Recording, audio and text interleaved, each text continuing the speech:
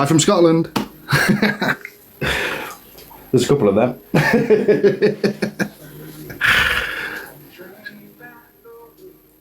Check out. Oh, saying hello. Hi. Awesome. Yes, we're all new. Well, I'm 100% a newbie. It's my first live. We'll see how it goes. We'll just rock on.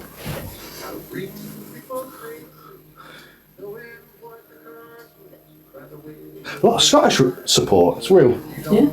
Real good, those. Cool, man. Hey, John. Cheers. Good evening. Good evening. You're very good to make people online. Yeah, no gifts. I'm not doing gifts. That's something I want to keep out of.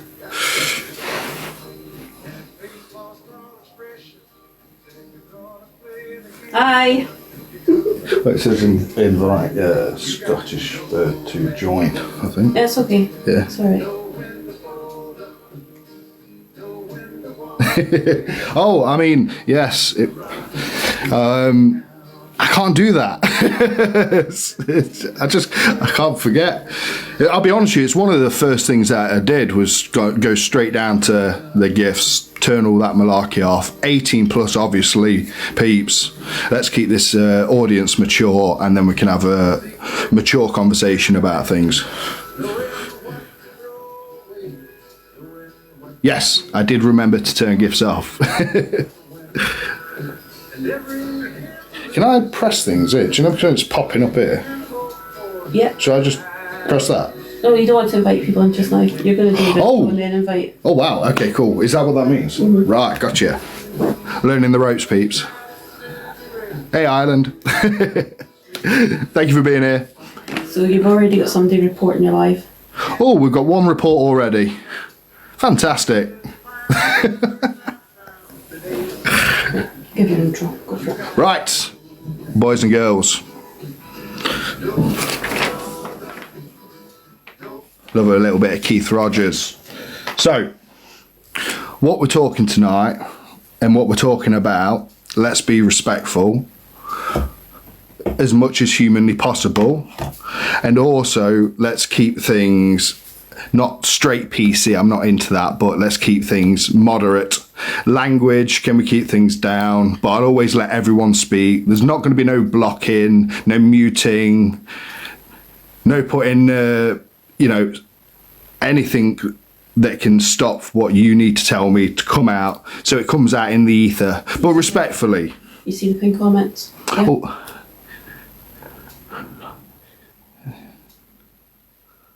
If anything happens to your life, John Boy. Legend, mate. Nice one. Appreciate it. Thank you.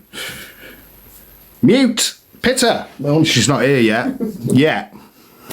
We'll talk about her later for sure.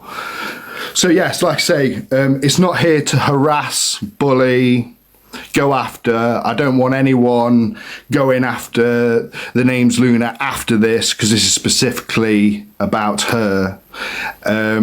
We'll go in a deep dive into what we know, what she's cut off, and people's truth that they need to get out after they've been blocked.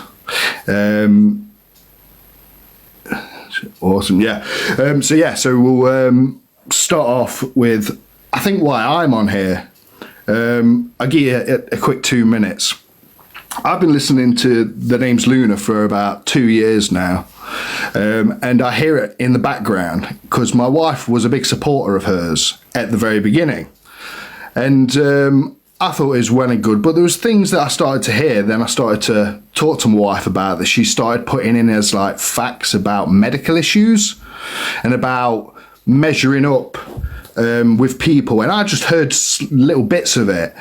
So I decided to start listening in properly, and the way she treated her audience absolutely blew my mind. She's even got one person on board with it, because it's bullying for one, and harassment for the other. Now, I'm a grown adult. I don't like to use those words. Personally, I wouldn't use them. But this is what it is. it's almost like I'll blame others for what I'm doing to try and distract others from what I'm doing. And what's that? It's okay. To do what I was doing. Sorry, I've got things highlighting everywhere. So I started to listen in, and then one day I noticed my wife was a little bit upset. So I asked her what about had happened, and she was concerned, like she was almost questioning her own disability in some way.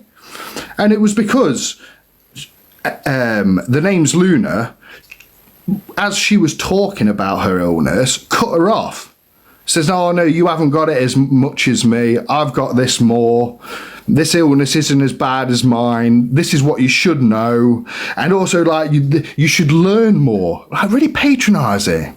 It's absolutely unbelievable.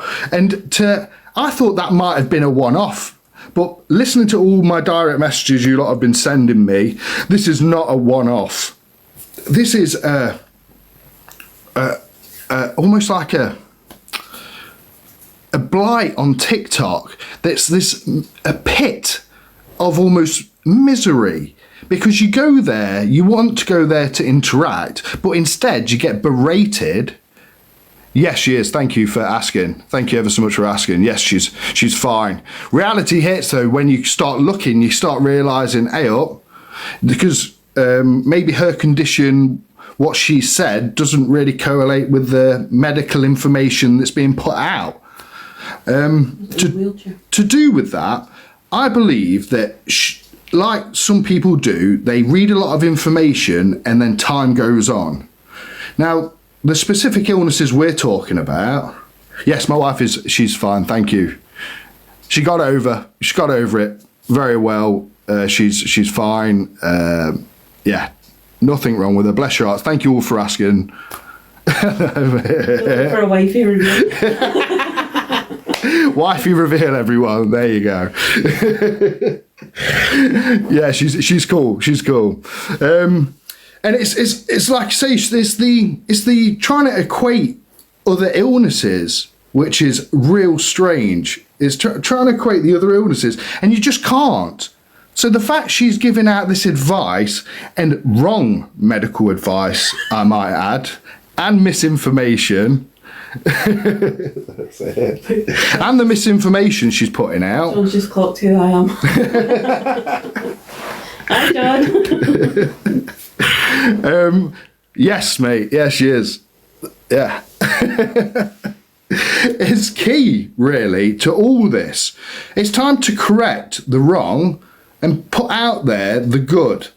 Because enough of this app has gone down a wrong road, a very bitter road. So the people that are being bitter and that have made up all these tales, I feel, in my personal opinion, you can have your own, obviously, that this type of stuff that's been made to guilt people need to start reversing. You know, this app isn't, people ain't on here to feel guilty, to make their life worse, to have people ringing them up off the app, trying to harass them in order to bully them. Yes, that's a thing. Then, you know, we don't need that. It's not needed. There's a few. Everyone sent me different links to everything, so there's a few that we're going to be discovering and doing some real deep background checks. Now, when it comes to life, and if they've included it in what they've trying to make up, I'll include it. Which will bring me on to the first topic for sure. But let's have a look through these. Straight away, get on the Google. Where this? Should be on it. And have we got any more strikes? Not yet. Not yet. Fantastic. Just one. We're doing well, people. People still feel something. Oh yeah. That's if you want to come off this app, create a mob to go after someone, then you've got something wrong, you know. probably a bit of MH going on. There's no way you should go that far to belittle someone, to try and shoot them down, trying to predict their moves, put it on you like it's your fault, even though you've not done anything. I'm sure a lot of us can relate. And then, you know, try and once again get in front of what's coming. So the pinned comments go to the top of the page. I'm ex-mod and me, but unfortunately... Oh, hi, Tammy. Thank you for being here. If there's anything you'd like to say, get off your chest, talk about, you're more than welcome to come into the box when we open them up, for sure. Thank you for being here. People like you we need, because as long as we pour concrete and the core's good, the foundation is good, we can build off that. Hence the reason why I've been doing the messages like I have, is because I haven't been, I'll be honest with you, I've got three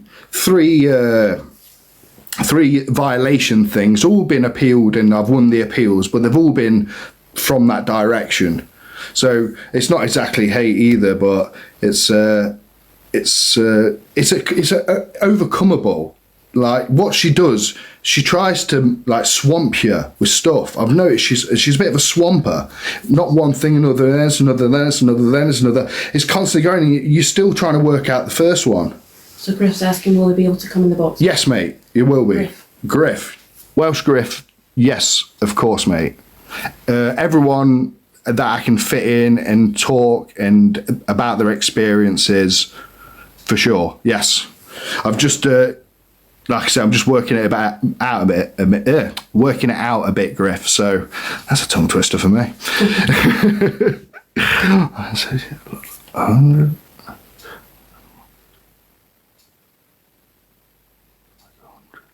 I tell you what, peeps, I think I need glasses.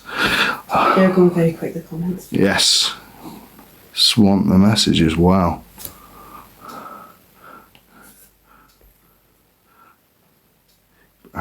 She isn't at the bin. Yeah, she's staying on. Do you know, does anybody get this sort of vibe from her that anyone who hasn't got the numbers she has or anywhere close are beneath her? Is anybody getting that vibe? Like, she's not mentioned me once.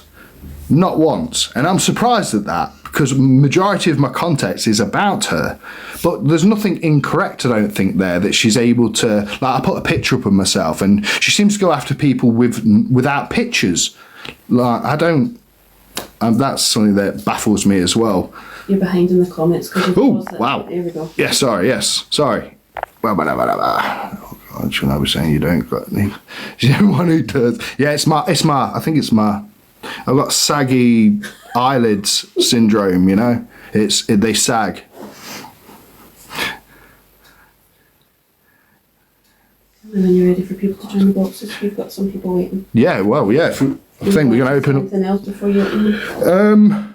So I just want to say one more thing, is the family. Now, I don't mind speaking about her family because she's introduced it herself. So I'm going to specifically talk about her old man.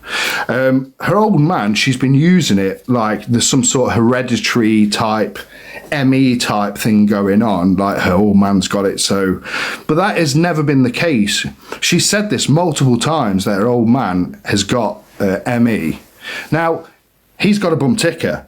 I believe that maybe a few years on having the bum ticker, he might have ME, because it's a thing that obviously makes you go. So it could lean towards that type of illness, but there's nothing there's no facts really that she's put up that we can staple and say, look, this is exactly it. So everything can be disputed what she says. Read Sally's comments. Oh yeah, I'll be happy giving a professional perspective, but not sure about boom.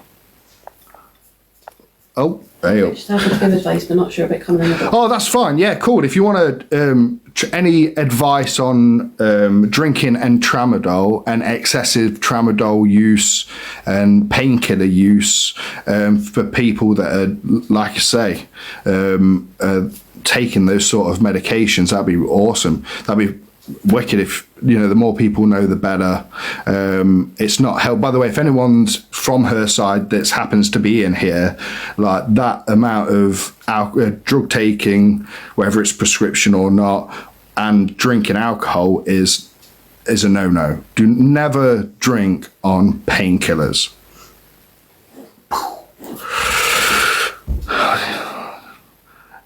Yeah, I think she's going into people's lives and people's, you know, they're doing the whole clear the closet out. But that's another question, is the people. Does anyone think that 150k with the amount of people she's blocked is a bit excessive? Like, numbers, I'm absolutely elated the numbers that I got. Absolutely elated. But I wouldn't build my church on, you know, that. It's like I say, it's what was I talking about again? Sorry, I lose my chain of thought. Numbers. That's it. Yes. What? Numbers are not important. Yes, the numbers ain't important. It's about the solidness of the people in those numbers, I believe. Even though wicked 150k, congrats if she's listening, but it's not necessary in order to put a point across. Is my point. Ready, boxes? Yes, right. Boxes. Yeah. Let's have someone in the box who wants to have a yap. Sweet. Oh, hello. Oh, hey, mate, you're all right. I'm all right. How are you? Oh, I've got volume issues, mate. Have you? There you go.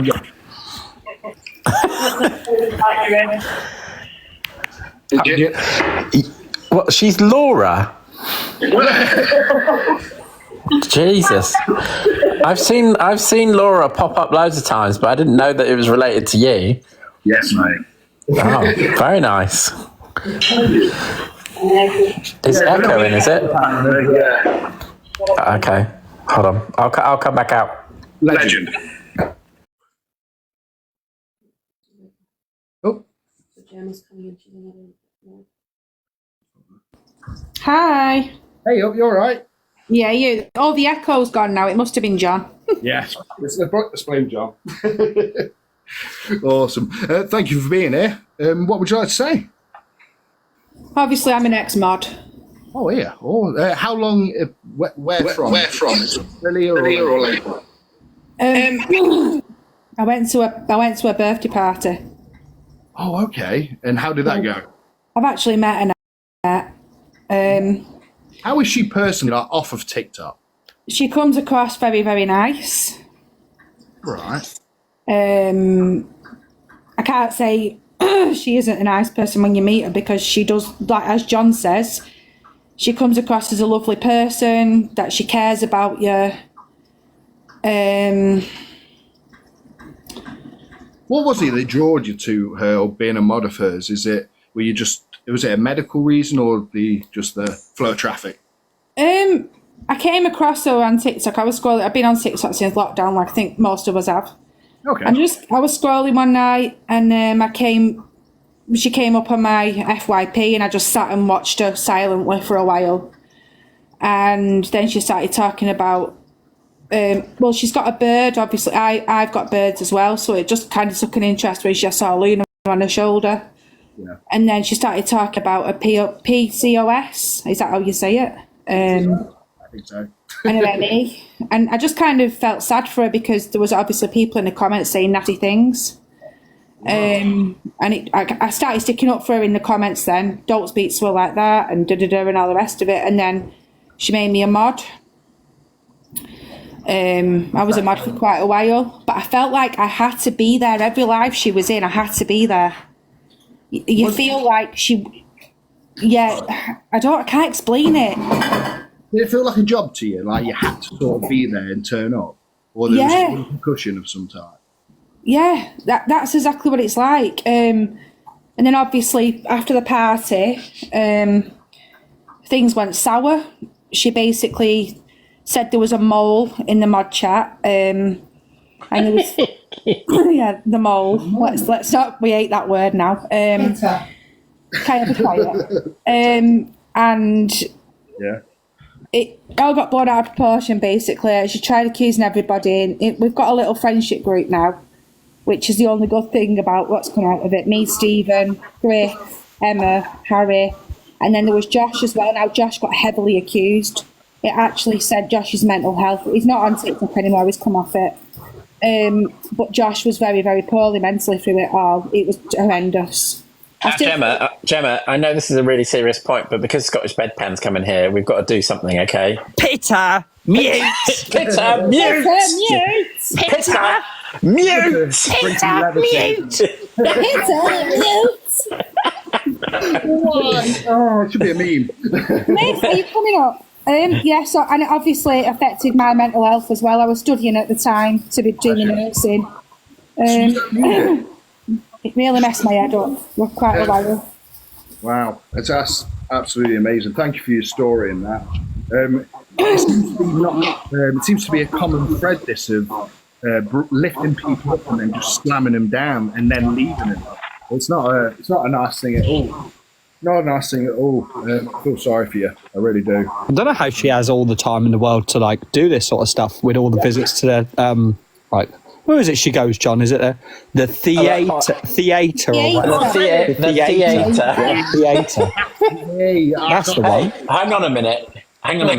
I experienced this for 6 years, okay, when we were on cruise ships. God. It was always, are we going to the theatre later? And I sat there like, my fingernails were in the table at this point. Makes me recoil about 3 inches every time I hear it. I don't think I'm echoing anymore because I've got a headset in. I think it might be Scottish Bedpan. It might be me. I'll try and find a headset. So I never know if it's the bloke or the girl when it's the bloody Scottish Bedpan. it's the bloke. Griff's requested to come up. Griff. I'm going to the theatre. I'll be back in a minute. Oh. Request again. It's not come up. Oh, we're just going all silent. No, we're still here. Sorry, mate, yeah. So I was thinking, with her mobility issues, are we all on the same page that maybe she might excessively use her wheelchair a little bit? Well, look, I asked a very important point in another live the other night, and I think the first thing before we get into that, it's really important that we say this. Okay. We are having this conversation about a woman and her attitudes to people and her way of dealing with things. We are not having a discussion about a disability, and we're not having a discussion, or we're not digging into people with disabilities. No. We're talking about a woman who we think exaggerates some of these points for some sort of gain, in my opinion, and I'm assuming a lot of people's opinions. I think that's an important point to make before we go any further. But I asked a really important question. At what point does someone need a mobility scooter instead of a wheelchair, or the other way around? What point should you have a wheelchair, not a mobility scooter? Because someone came into the box the other day talking to me, and they were like, I got a wheelchair because it made me look more disabled. Wow. They actually said that. Now, they didn't say that from a point of view of they meant it sincerely. Like, I didn't want to be going around in a scooter because people might think that I'm just a fat person in a scooter, right? But from a wheelchair perspective, it does make you look more disabled because you're in a wheelchair. It's shocking. Of course. Yeah. So I'm not saying that's the reason why, because there may be a number of reasons why it's a wheelchair and not a scooter. I genuinely, like, from an innocent point of view, did not understand why you would pick one rather than the other. You know what I mean? From a safety point of view, the other option would have been safer for outdoor use rather than the one she is actually in. Just chucking it out there. The level 2, I think it's called a level 2. Hers is, and the level 3 is the outdoor one. Correct me if I'm wrong, people. And that seems to be a problem because people who have got lesser of a VME disability, there's severe, medium, and then there's bottom, they seem to not need that sort of mobility use. They should be a bit more mobile. I'm being told by a lot of people this, that there's sort of a disparity, like the wheelchair with the illness she's actually talking about. That's what comes across a bit odd to me. I feels a bit, I don't know, put on almost, you know. absolutely. Yeah, one thing I'll say, and I am very not in this woman's camp, as you know. What I will say is there is certainly something there. There is some sort of illness. She's not faking it from that perspective. There's definitely an illness. There's definitely a lot of problems going on in her life. And that was the reason why I became friends with her in the first place, because she seemed quite nice and she obviously could have done with a friend. And that's why I was there originally. But as you go along through those 6 years, you see someone who I think over exaggerated a lot of that. Yeah. Like I always say, it's like an analogy, like to get to the front of the ride in Disney World. That's what comes across ultimately. So it's immature. It's really immature. And I don't get why she hasn't grown up. And there's obviously some, like you said, there's something there. I'm not saying she hasn't, or she hasn't got a disability of types in some way, form, or fashion. But it's just like it's. I do think this AHWXTA is Annette. Because all they're posting the exact same stuff all the time. You seen that? Never seen that username before in my life. If you're going to be in it, please can we tap the screen at least? If you're going to be in here to spy, please tap the screen. Thanks. Yeah, appreciate it. Just remember, I'm obsessed over her, so that's why, And is the reason she's using you, John, is because of the platform you've got in order to try? Why is she hasn't got any facts that, like, she's just guessing this and trying to say it's fact. What I would say is, right, for someone who's apparently got 150,000 subscribers, why are her videos, for example, the one where she reached 150,000 subscribers, why has it only got 400 or 500 likes? Why has it not got 10,000 likes at least? I tell you why, because no one likes her. Yes. And anyone that does like her is a new follower. Yeah, and they're getting sucked into that fake vacuum of victimhood, and she constantly victim. She has not addressed one thing that she's done incorrect in the past. Like, don't get me wrong, it's only been a year or something, I think, where it's proper. She started acting up real rotten. Thank you, Nego. Say again, all right? I was just thanking someone. Oh, cool. Just constantly. I've just lost my train of thought. Easy to lose my train of thought. I genuinely just don't think she is a very nice person. I agree. Like, if just take a minute to go over some of her videos, listen to the way she speaks to people. Everything is like, as soon as she puts up an argument or gets in a discussion that she has a slight disagreement about, everything is so condescending. The way, like, she changes her tone when she speaks to people, like for example, that it was a joke, Jane. It's just like, yeah. And I think the people who, I don't want to say people who feel sorry for her, but a lot of the people who back her up and defend her, like you say, anti-TikTok, it's like the victim complex. She'll target those individuals that she feels, or she appeals to those individuals who go, oh, that can't be very nice for you. And she keeps like pulling them in further and further with the way she speaks and with like her sob stories. And then she'll just turn once they're on the side. For example, John, some of the stuff she came out with and messaged John and speaking to his employers and stuff like that, it was just evil. Like, it was just straight up evil. Yeah, I'd agree. I'd agree, evil, mate. It's bad. And what's the logic in that? Why do you have to go so far? I don't. Well, let's just bear in mind that the comment he made there about how people feel when they see how she talks to people. Imagine the sort of third-hand embarrassment you guys feel when you see that happen. Now imagine being on a cruise with her when it happens consistently. And that was one of the reasons why the relationship went away, because she would talk to the staff the same way she talks to people on the app. And she would shout at them. Like, she would actually, if they did something wrong, she would shout at them.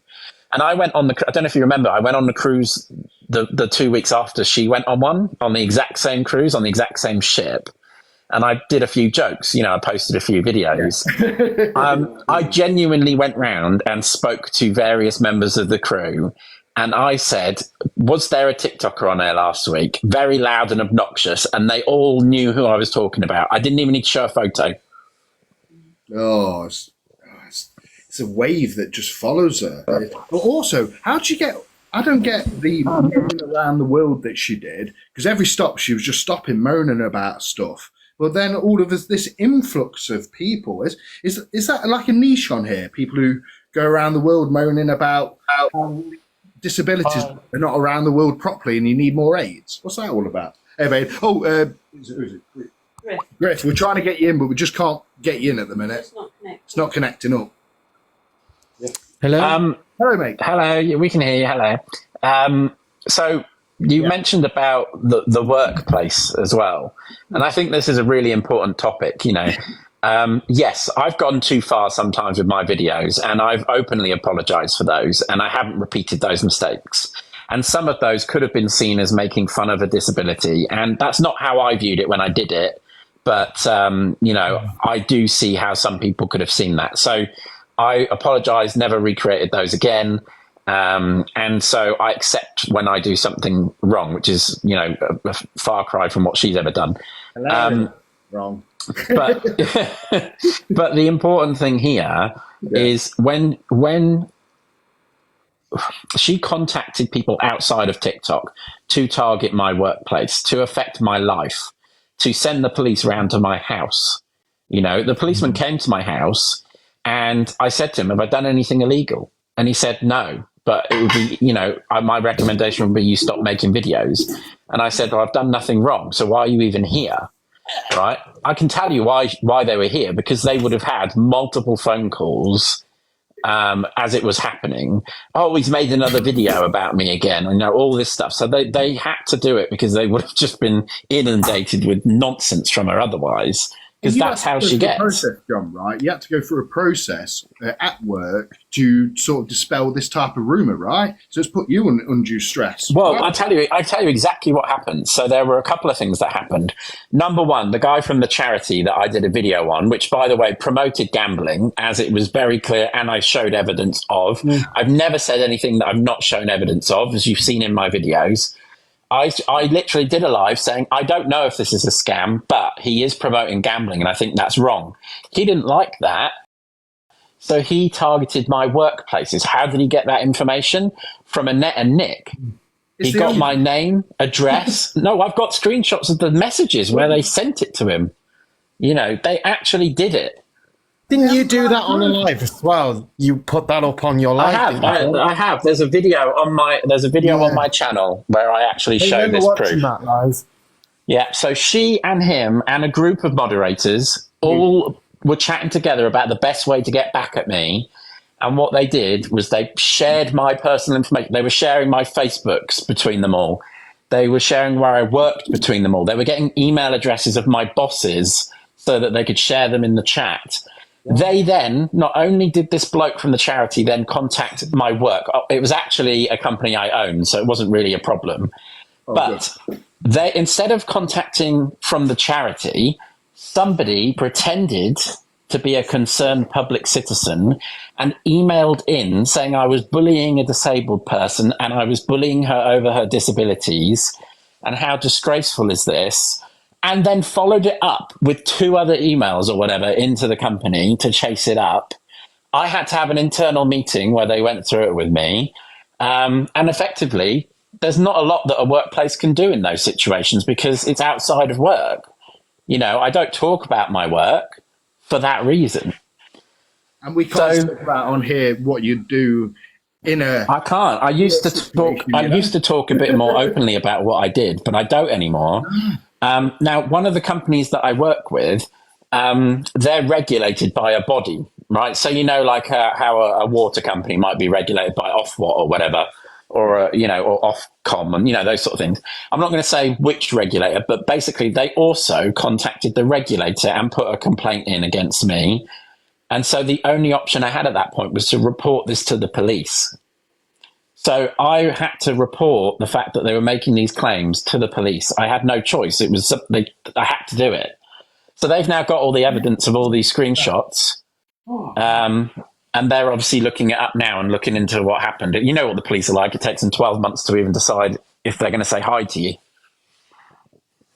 Oh, that's mad. Absolutely mad. I can't believe that. I just want to add, sorry to interrupt you then, darling. Sorry. I just want to add something that I forgot to mention before, actually. After we all fell out with her, yeah. I had quite a few ex-moderators messaging me about things that she's done to them. So it's not just a few of us and John. There's quite a lot of us she's affected. And the thing what annoys me about her is I don't go out of my way to hurt anybody. I couldn't do that. It's not in I'm not that person. But she can't sit there and she can't apologise and take accountability for what she's done. Why? She can't swallow it. There's literally it stops and she can't go any further. She just has this rebuttal, doesn't she? She can't admit anything. Even little bits that you think, well, maybe she might just try and, lighten the situation up. She just moves. Like I say, she lays up so much. You're trying to pin her at the first thing. But it's like she can never admit, she can never go that far. I'm really 100%. Auntie, what is your actual first name, or do you not want to share that? My name's Andy. Right, Andy. So, because I can't keep calling you the anti-TikToker. So, Andy, look, do you remember the story of what happened when I went to a certain party? Did you hear that? Oh God, this is going to be good. Oh yes. So, effectively, I went to a party with another TikToker, and we won't mention names because it just brings up more drama. So I went to that house. During this party, she would not get off the chair that often. She kept saying that she didn't want to get involved in any of the things that were really going on. Just sort of sucked the life out of the party. But during this, she got my partner, grabbed him, and shoved him into her breasts, basically, and sort of wiggled them at him. He didn't ask for that to happen. That's it. Yeah, is that SA, I think they call that on here, don't they, John? I think that's definitely that sort of thing. I think that we'd all had a few drinks and things, so I don't know. Inappropriate, dude. That's really inappropriate. Yeah. The thought that someone would do that to Laura is just beyond me. I couldn't. Yeah. Nah, me. But I've not made a video about that because one, it's not my thing to make a video about. It was my partner. But two, because I don't want to go around making things worse for everyone and talking about things like that all the time. I've mentioned it once in another live. Yeah. And this is the second time I've mentioned it. Thank you.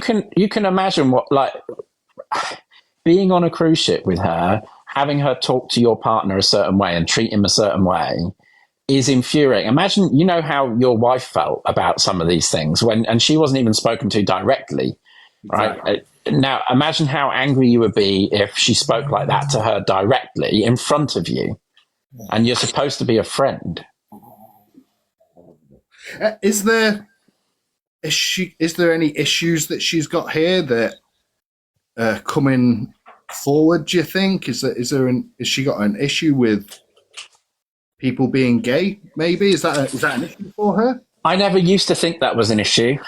She always used to say that she supported them, but I would say that if you look at who she goes live with. Yeah. And who she rejects from going live with. It's very interesting. I don't want to accuse anyone of anything, but skin color is an example. Other people may have seen it when they're watching lives and she does battles, and you'll see who she rejects and who she talks to, and who she talks to respectfully versus who she doesn't talk to respectfully. You're right. I've seen it now. I've seen it happen. Now, I'm not accusing her of being that way. It might just be in her head that she does. I don't know, but it is very interesting. I thought you were very liberal down London ways, mate. Anyway, let's keep that off. Yes. Say again. You've got your boxes are pretty full, nice. You may want to. Oh, they can unmute and sorry, you can unmute. Sorry, we're just yammering on, aren't we? John, thank you for bringing that, especially what you've just said for the second time, because that's a big thing. I think you can't have double standards and start the victim when you've been a perpetrator yourself. I don't think that's right, or even the right way to go about any direction of that is just wrong, mate. You know. No, well, look, Fibbin, you follow me, okay, and I've seen you a number of times. I have not said that she is racist. I've not said that. I was very careful with how I worded it. I'm saying she has a problem with people who she sees as beneath her, whether that is because they're not as big as her, whether that's because they're in a tent in another country. I don't know, okay? I'm not saying it's because of race. I'm saying there's definitely something Classist, there. maybe. It could be a class. It could just be, follow account. I don't know. I've worked with people, mate. You know, some people like to make you feel like they're under you, but that's just the way people are, and I suppose that's just how we think that she's looking a bit, isn't she? She's being portrayed a little bit like you're lesser than me. I see that with the numbers with her. Like anyone who's got small numbers, she seems like almost sort of like grimace away from it. It's odd. You thought you'd want to help people, raise people up, not slam them down and back up. It's just she's got things all backwards now. Was there ever a time, any of you, that she was not what I've seen or what's been said? Was there a slice of this at the beginning where she started off, it was healthy to be there? Can I say something, please? Of course you can. So as you've just touched basis on that, I stumbled up across her before I knew John. I didn't know John at that time. And she was spreading awareness about her PCOS. And at that time, she was great. Everyone loved her. And I'm not going to lie, I fought for her as well. And I sent her a piece of my art. I sent her a picture frame. And then obviously, I think it was about a week or something like that after, I got blocked because I was friends with John when they all fell out. And they were also friends with ex-mods I was friends with. So that's all. I was like, when I tried to find her, I couldn't find her. I was like, why can't I find her? And then I realised I was blocked. Is there anything that you want to say that when she's blocked you, you would want to say to her? But personally, I would just I'm never going to get an apology from her, to be fair, because she's sorry this. But I was just like, I just would like to know why she thinks it's okay to block me, because I'm friends with other people. She's got no control on who I can follow. Yes, I'm trying to have that control over you. That's the other odd thing. Yeah. I'm just like, because I think that's really important. Control is a really important word to use there. If you are her friend, her apparent friend, most likely she is in a position of power over you because you were her moderator. Yeah. So, for example, Alien, you were blocked because you came into my live, okay? Yeah. Now, what she's now doing is anyone who comments on any of my videos, they're getting blocked, whether they've been in her live or not. Because I have the amount of people messaging me saying I'm blocked and I haven't even been in her live. Yeah, or said anything to her. Didn't you do a video on that? Sorry, go on. I was just going to say that she sits there and she's recording this now, 100%. Hi, Annette. Hello. Pitter mute. Hi, Pitter. Right, let's just take 10 seconds and everyone say hi. To get Griff there. Because Griff's account is private, Andy, you might have to do it on your screen. Oh, okay. Thank you. Mods can't bring up private accounts. Right. Only the host. There you go, I'm going to drop down. Thank you. That one, yeah. Yeah.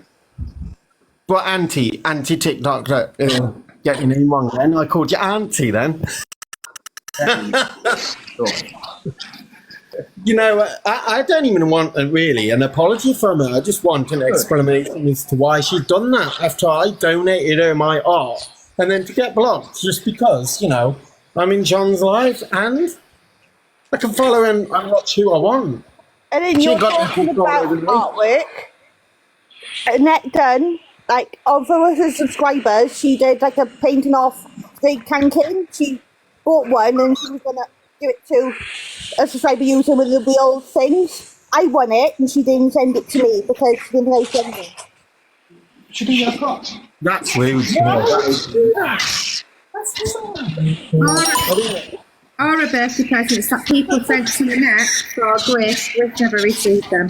At the end of the day, if you've won something, I do this. If someone's won something, I will send it in because they won it. It doesn't matter if they're a troll or not. You know, you still do it because they've won it. That's the part of giving someone something. Alien, your volume's a bit mess, mate. Yeah, Alien, you need to mute when you're not talking. I think there's a problem.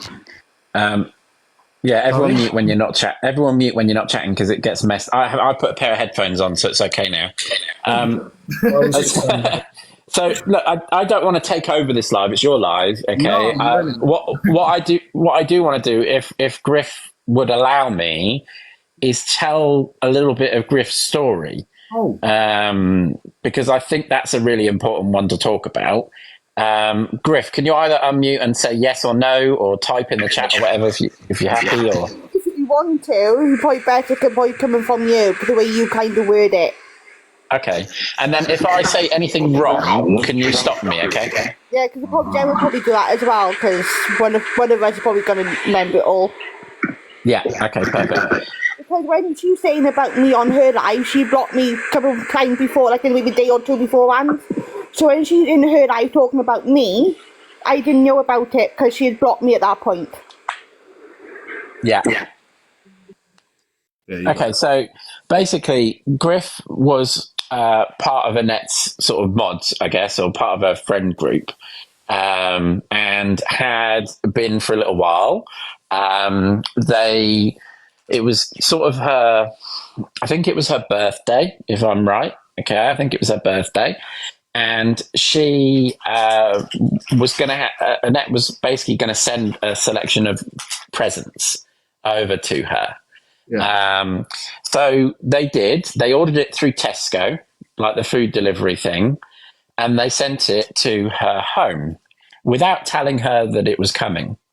Now, and Griff, forgive me for saying this because I don't think it's fair to talk on your behalf, but I will say it. I think Griff has a few struggles with a number of different things, and in some instances could be described as vulnerable. Can we remove this Daryl person because they're only here to troll? Yeah, don't mate. Yeah. Right. So basically, didn't tell her that it was coming. Right. So obviously, if you're someone that suffers with a number of different things that I don't know what she suffers with, but she suffers from a few different things. Sending something by surprise to their house without telling them that it's coming is a real shock. So they basically, she got a knock on the door and didn't want to accept the present because she didn't know what it was, who it was from, or what it was. And of course, Annette was absolutely furious about this. So what she did is she got straight onto the phone to this delivery driver, right, and got the delivery driver to put his mobile phone through Griff's letterbox so that Annette could shout to Griff and tell her to accept the gifts. When Griff still refused these gifts, Annette then went on to slate her in the mod group. Absolutely slated her. There are recordings of that on TikTok, actually, where it happened. Now, a couple of the mods that are in that group are in this live now and can confirm or deny what I've said. Please confirm it, guys. John, when you said about me, the say about the Tesco's, yeah, you're all right, but when she first answered the door, so I first answered the door, obviously knocked the door, Tesco's, are you accepting the parcel? I was like, no, I'm not, that's not mine. She showed me her phone, and she was like, are you Annette, whatever her surname is? I was like, no, I'm not her, I don't know who she is. Because obviously just said Annette, because I don't know many people in the street, I only know people's first name, but not last names or anything. It could be somebody called Annette around the corner, I don't know. So she's going to ring the person who booked it to see if it's right or whatever. So I never answered her again.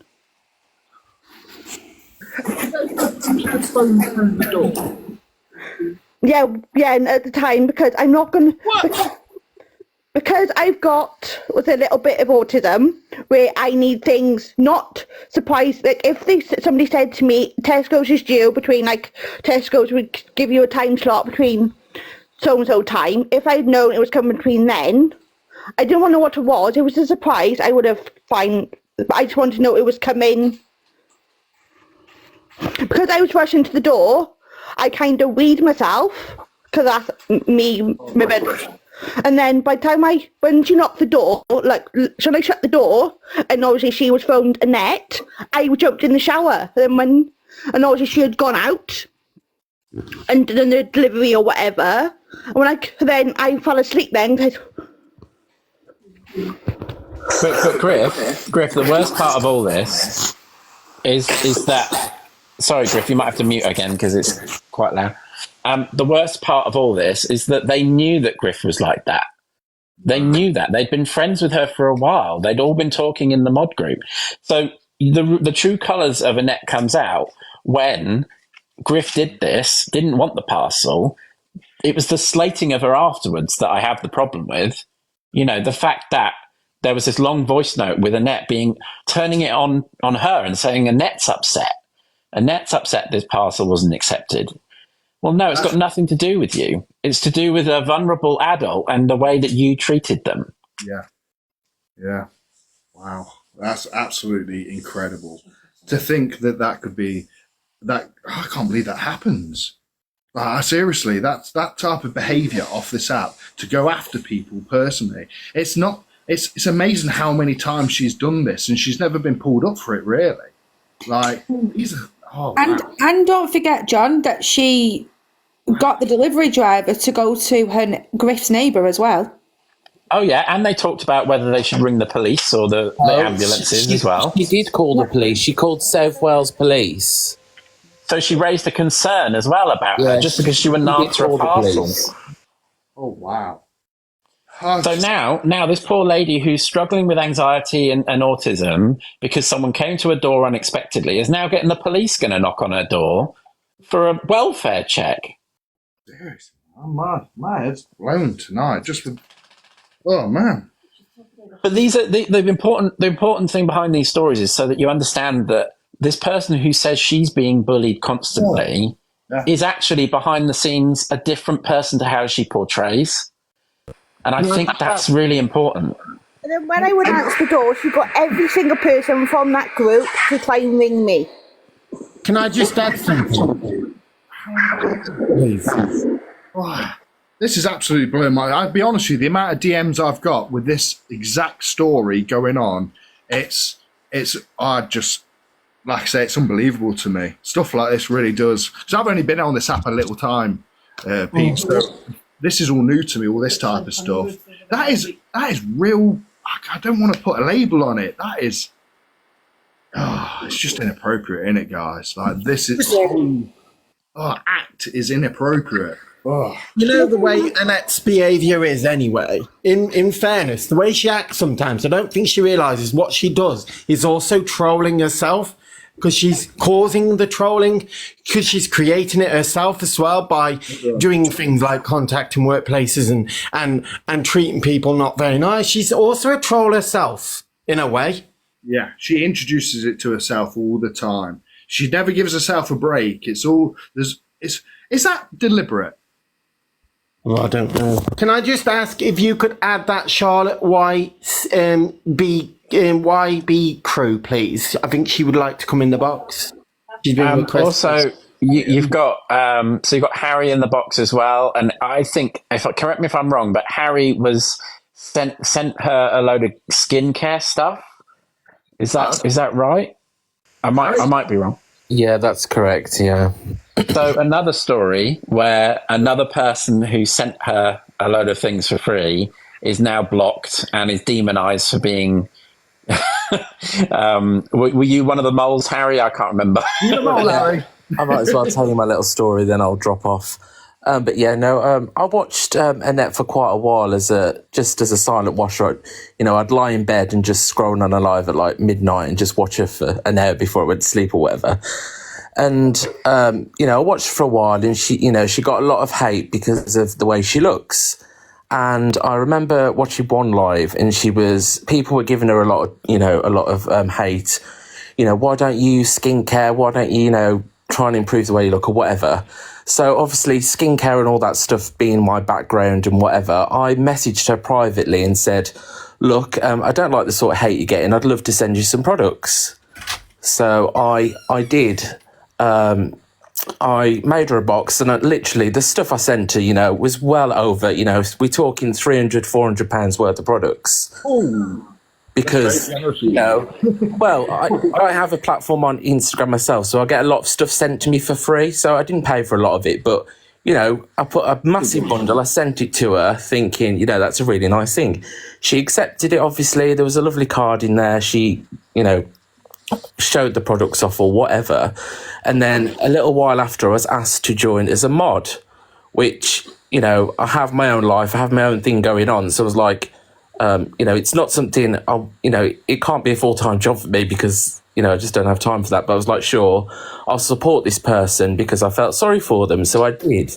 And I went into the mod chat, and just from I think get-go, to be honest, I was probably the youngest person in there apart from Josh, I'm 26.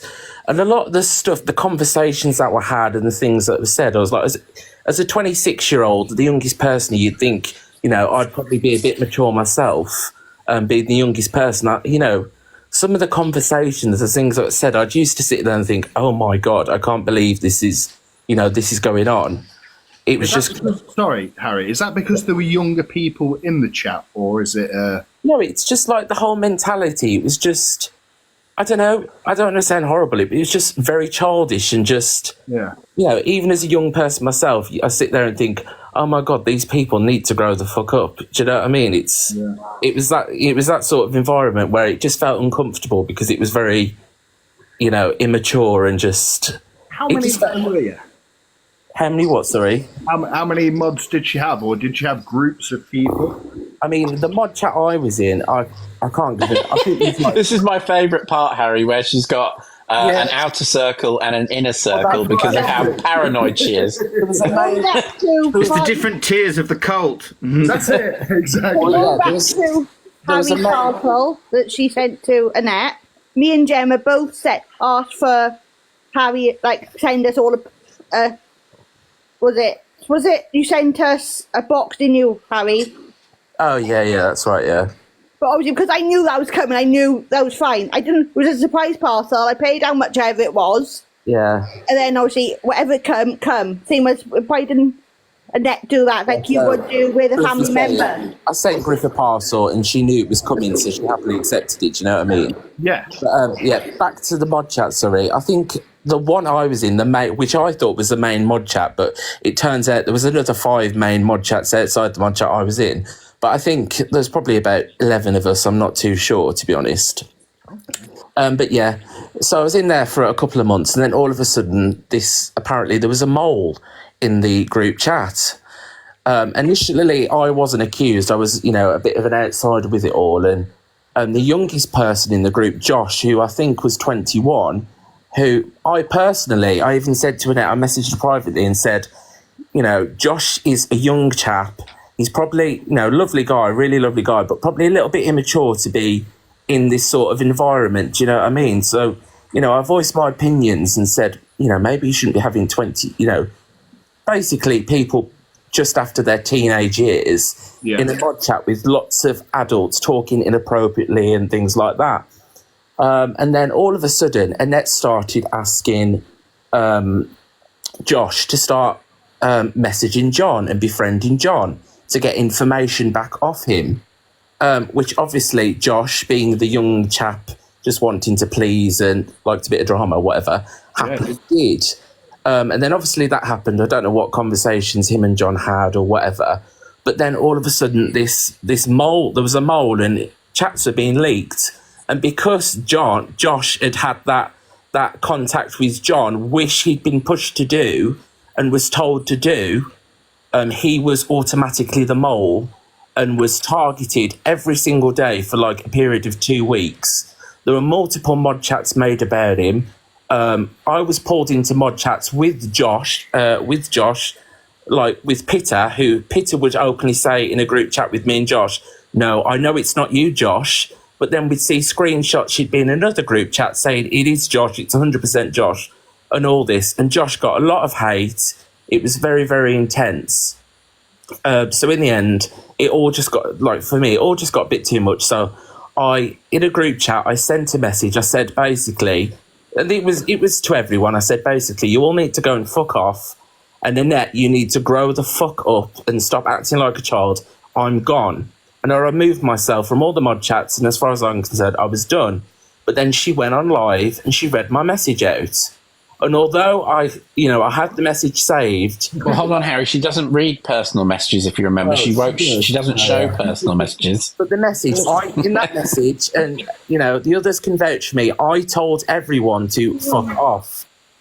But then she read this message out as if I'd messaged her personally and said, Annette, you go and fuck off, and was really horrible to her. I hadn't. It was a general statement to everyone, go and fuck off, grow up, this is pathetic.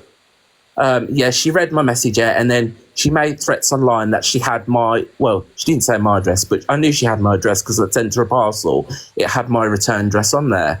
And she made a threat saying, I've got people's addresses, they need to be careful, I'll go to the police. So after that live, I messaged, she'd already blocked me on WhatsApp at that point. So I messaged her on TikTok after that live. I was like, Annette, if that's a threat, I know, I have the means to take legal action if that's a threat. I'm not sure you do. And she read my message and she was like, no, it's not a threat. It's not a threat. Well, I was like, why read my message out? Why say that live or whatever?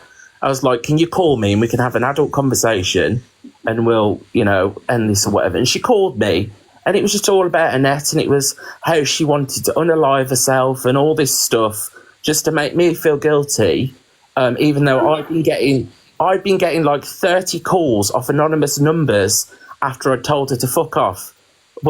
Everyone to fuck off and left the group. I was getting multiple, and I mean multiple constantly, unknown callers off unknown numbers, which could only have been her and her little posse, because it's your personal information out to all this. Well, I have no idea. It's probably some of her main mods, just calling me off just trying to wire me up off an unknown number or whatever. But yeah, it's just a joke, because that's pretty serious, mate. But that was the end of it really for me. And then obviously since then, I've seen a lot of the time she keeps accusing ex-mods of having like a little community and conspiring against her, which is obviously not true. We all have our own lives. We have families. We have our own shit to do. None of us sit there conspiring against Annette. All we simply do, like everyone else is entitled to, is react to the absolute bullshit that she comes out with. Like ME is worse than cancer. Guys. I don't have ME.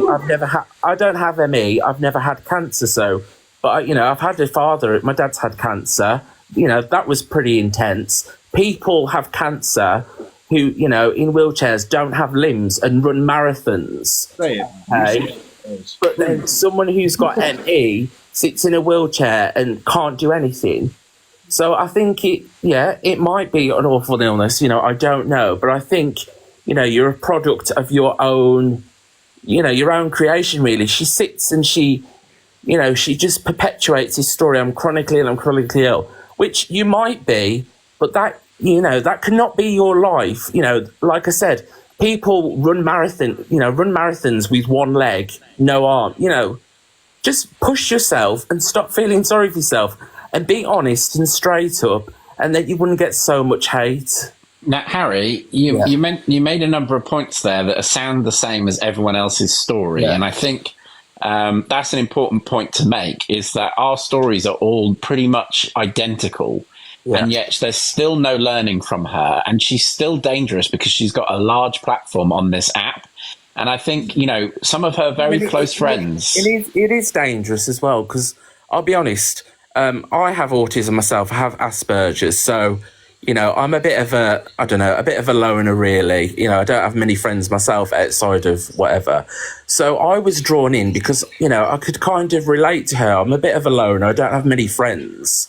So, and there are a lot of people. That's why a lot of people come onto TikTok.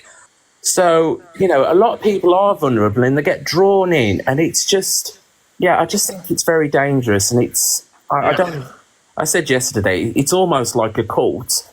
You're drawn into this environment and things are wrong, but you can't voice them, because if you voice them, you instantly become enemy number one. And she's got so many people around her that are all, just as toxic as her. It's just, it's just very, very messy and very unhealthy.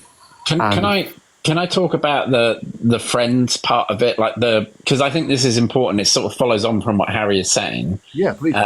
So there was a number of friends that she made on TikTok, and people who watched her at the time will know who I'm talking about. They were members of this girls' chat. Now, if you remember, there was a 10-part series made about me, which, by the way, she that in itself is nuts that she could talk about me for 2 hours. But there was this girls' chat, and in that girls' chat were some of her closest friends. Now, none of those people are her friends anymore. Not a single one of them, because they were all treated the same way. They all got phone calls where she was crying down the phone at them.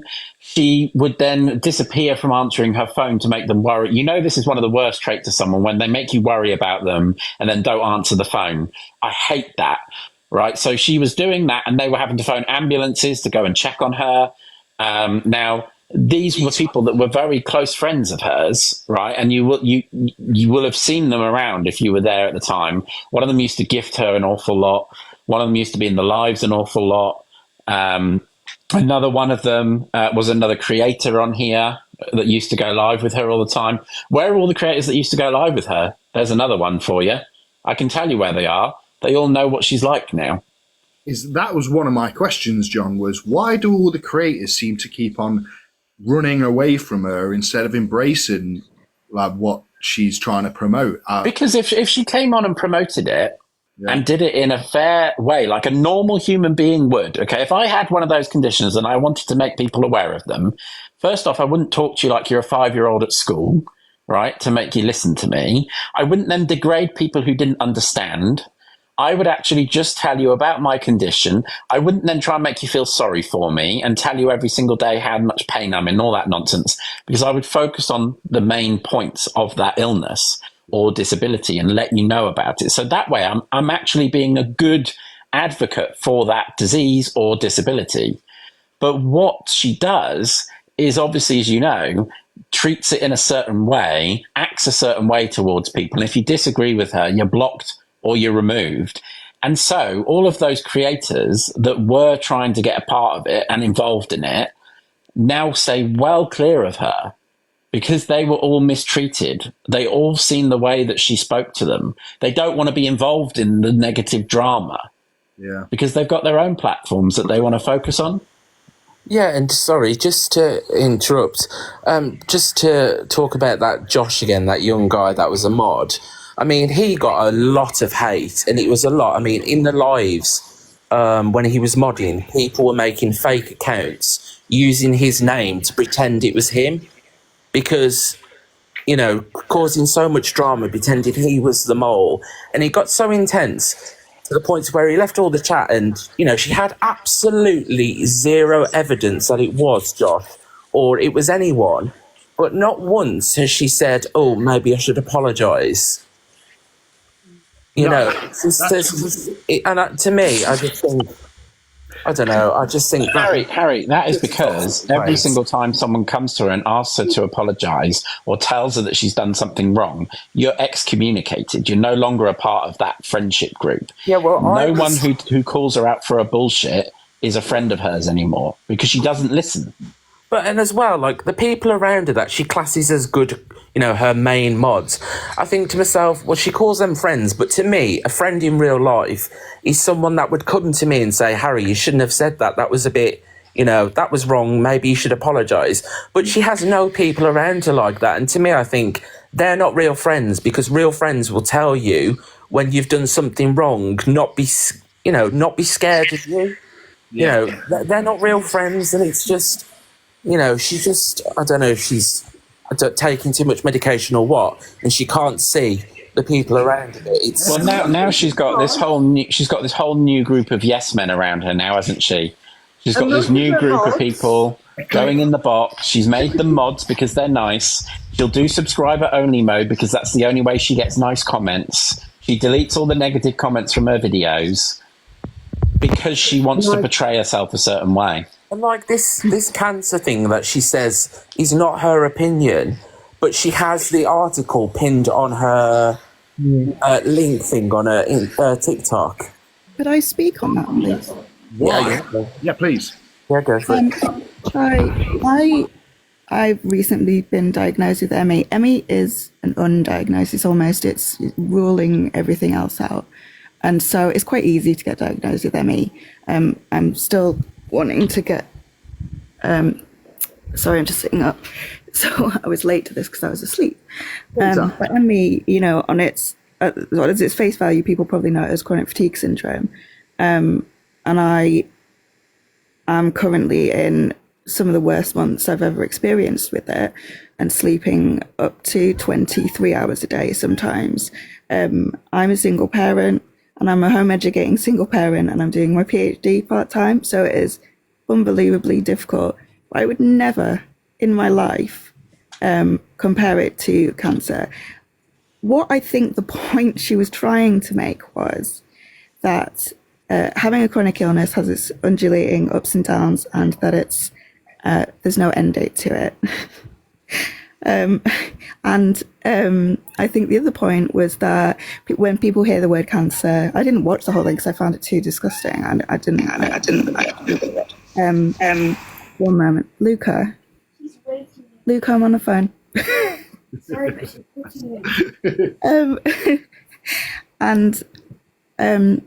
It is that when people hear the word cancer that they will take you seriously. It's not necessarily true. And I was really thinking on this for a long time. Obviously, I think when you come across somebody that says they're unwell, different experiences, people show you what they want to show you. And you don't want to doubt people, especially because it is something that, chronic illness is denied often. It's difficult to talk to doctors about, especially with women. You don't want to do that to another woman as someone with a chronic illness. But what I can do is say how my life is and what my experience is. And certainly just thinking on this, comparing with cancer. First of all, people who are going through cancer, they'll either have to go through an operation, or they'll have to go through an operation and then choose to have radiation or chemo and go through. No, I am not agreeing with her, Zoe. I'm not. I'm stating the points I think she was trying to make, and now I'm going to say whether they're ridiculous.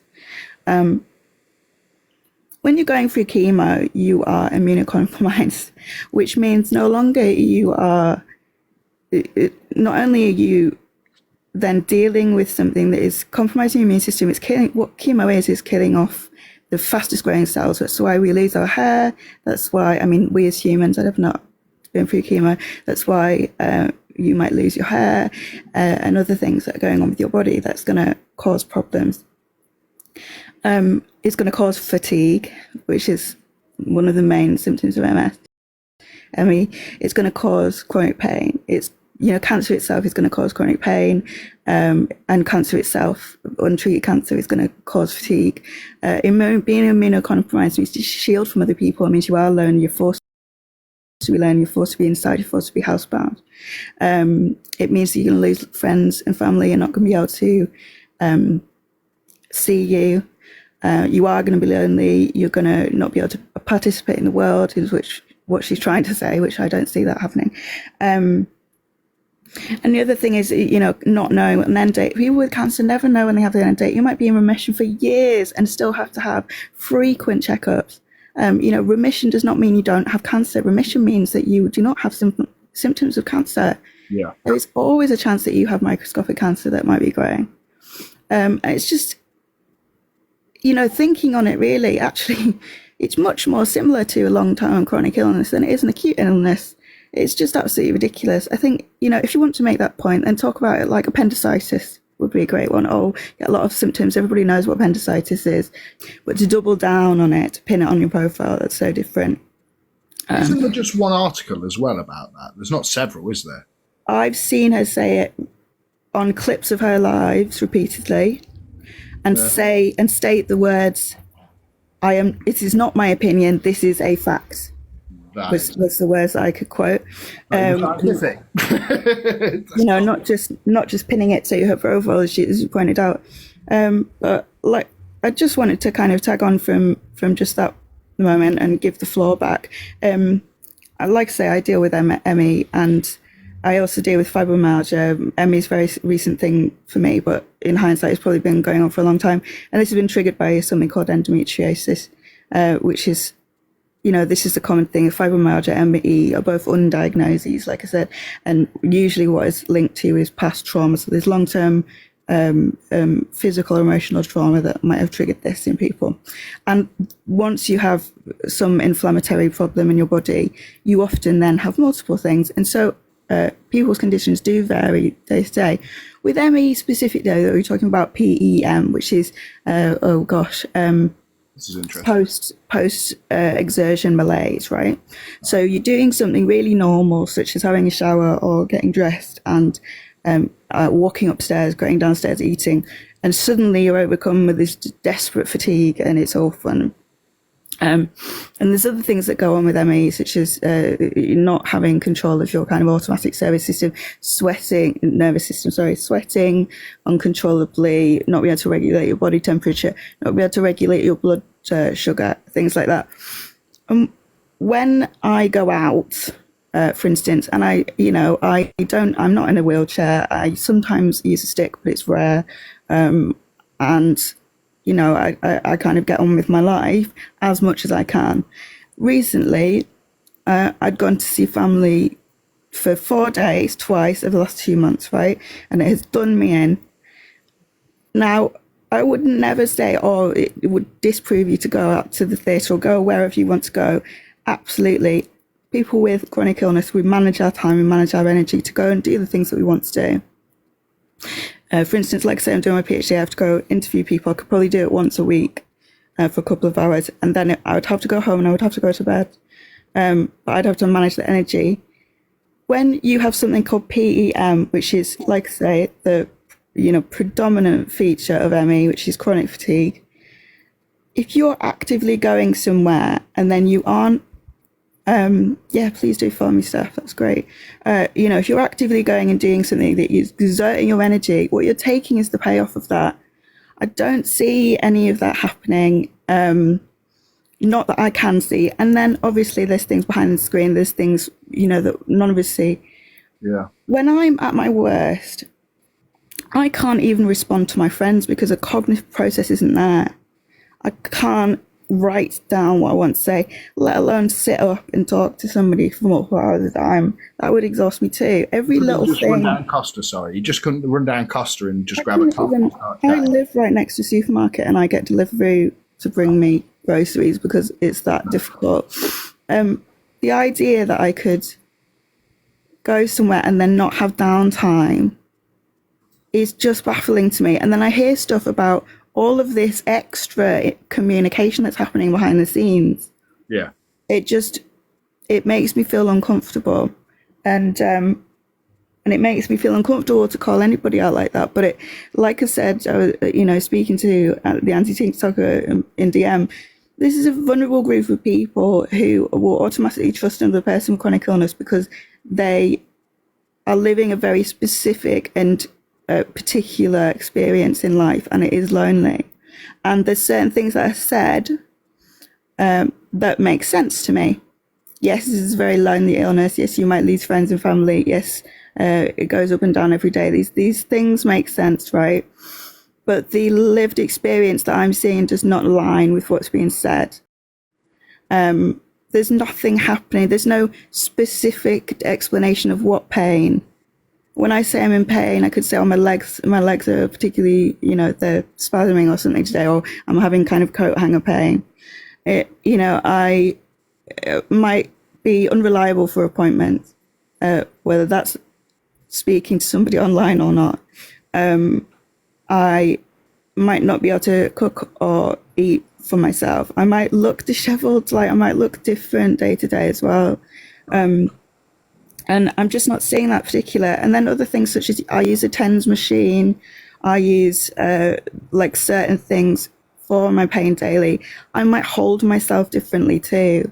I might look different in my stance, in the way that I'm appearing to be able to concentrate, in the way that my voice is sounding because of how tired I am compared to one day to another, in the way that where different pain is on my body and how I'm sitting, or the cushions that are around me, or what I'm needing near me. And that's not something I'm seeing personally. Right. May I ask you a question in a moment, Kat? Yeah. So I've also got ME, but I also have a lot of other conditions that cause chronic pain. And I've always found it really interesting that Annette always focuses on her ME causing her pain, when the leading symptom for diagnosis is the fatigue, like you've said, and the post-exertional malaise. Exactly. I mean, like I say, I've always thought of myself as having fibromyalgia until recently, until I did learn about PEM, and my doctor agreed with me. And it's something that she's very aware of because she's teaching other people about this. But the pain, it's always pain. And the tired is, yes, I do feel tired, of course, almost like an obvious thing. But you know as well as I do, the tiredness is not, yes, I just feel tired. It drags you down. I've fallen asleep in front of people before because I needed them to leave. You know, it's completely uncontrollable. It drags you down. And you like you said, the pain is not the leading cause of this. And if somebody was having pain as their highest feature and they were having some kind of undiagnosis where everything else was ruled out, it would be fibromyalgia then. Yeah, it's just that she doesn't seem to mention the fatigue element at all. No, she says she's tired, but she doesn't talk about the difference. And like for me, my oh gosh. Well. Hello? Hello? No? My fatigue Hello? Can you hear me? feel like I am running into a brick wall or walking through a sea of molasses. Can I ask a question about you two, who obviously suffer with this? How do you feel about Annette being a spokesperson for this condition? Well, this is kind of my point. Like, I don't feel like she is, because she doesn't even touch upon the leading symptom for diagnosis. Like, she doesn't mention it at all. Right. Exactly how I feel, and you know, often this is often the case in every which way, is that you have these kind of radical characters, and because their voices are the loudest, they're the self-appointed leaders of a group, and unfortunately, this is crossed over with this idea of advocacy and education, and it's misinformation. It's just not there. And like Pumpkin said, we're talking about ME. Its other name is chronic fatigue syndrome. Yeah. It's not, you know, those other symptoms are not kind of equally present there. The biggest thing that you're dealing with is fatigue syndrome from an excessive reaction to normal day-to-day activity, and anything else would be considered a different diagnosis. Yeah. So how do you feel about going live in an A&E hospital? So disrespectful. Well, I just wouldn't even think about doing that. Surely you've got other people you need to... And do either of you have an electric wheelchair? No. No, and my friend does, and she has it for ME. And it for me, like, say, I use a stick sometimes, and I'd been questioning lately whether I should get a wheelchair, or when do you know it's time? And actually, then I came across a clip where she'd said they'd only been bedbound once. And I mean, other people have got different ideas of what bedbound means. Bedbound means to me, I can't really get out of bed. I could go to the toilet, I could walk, which would consider you an ambulatory wheelchair user if you had ME and you're in a chair, right? So you're not paralysed. But to get to the point where you need a wheelchair, but you've never been bedbound, you've never got to that point, I don't see the alignment there. What do you think, Pumpkin? Well, I mean, like I've used this example because it's happening right now. I went out for a meal last Sunday with my family. I was out tops 2 hours. I have literally had one shower since then. That's all I've been able to manage. And the rest of the time, I've been in bed sleeping. I've not even been able to read my book. I am that tired. See, this is what I would consider bedbound. And okay, so let me ask another question, just so that we can sort of keep the momentum going, if you see what I mean. Sorry, can I interject a moment? Sorry. Right, let me just ask my question, and then by all means, go ahead. My question is simply this. Do either of you, who obviously suffer with a similar condition, believe that she over-exaggerates her symptoms? so this is difficult for me. I'm an anthropologist, right? When there's a camera in front of somebody, they're telling their story. And when somebody's giving a narration of their story, they are going to over-exaggerate. That's normal and natural.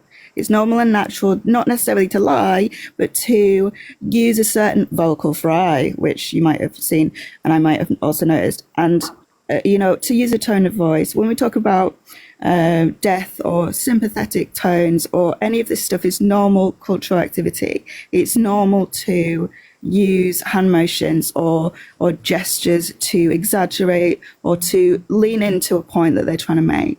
But that's very different to, I mean, there's no other word for it other than lying or, Say how it is.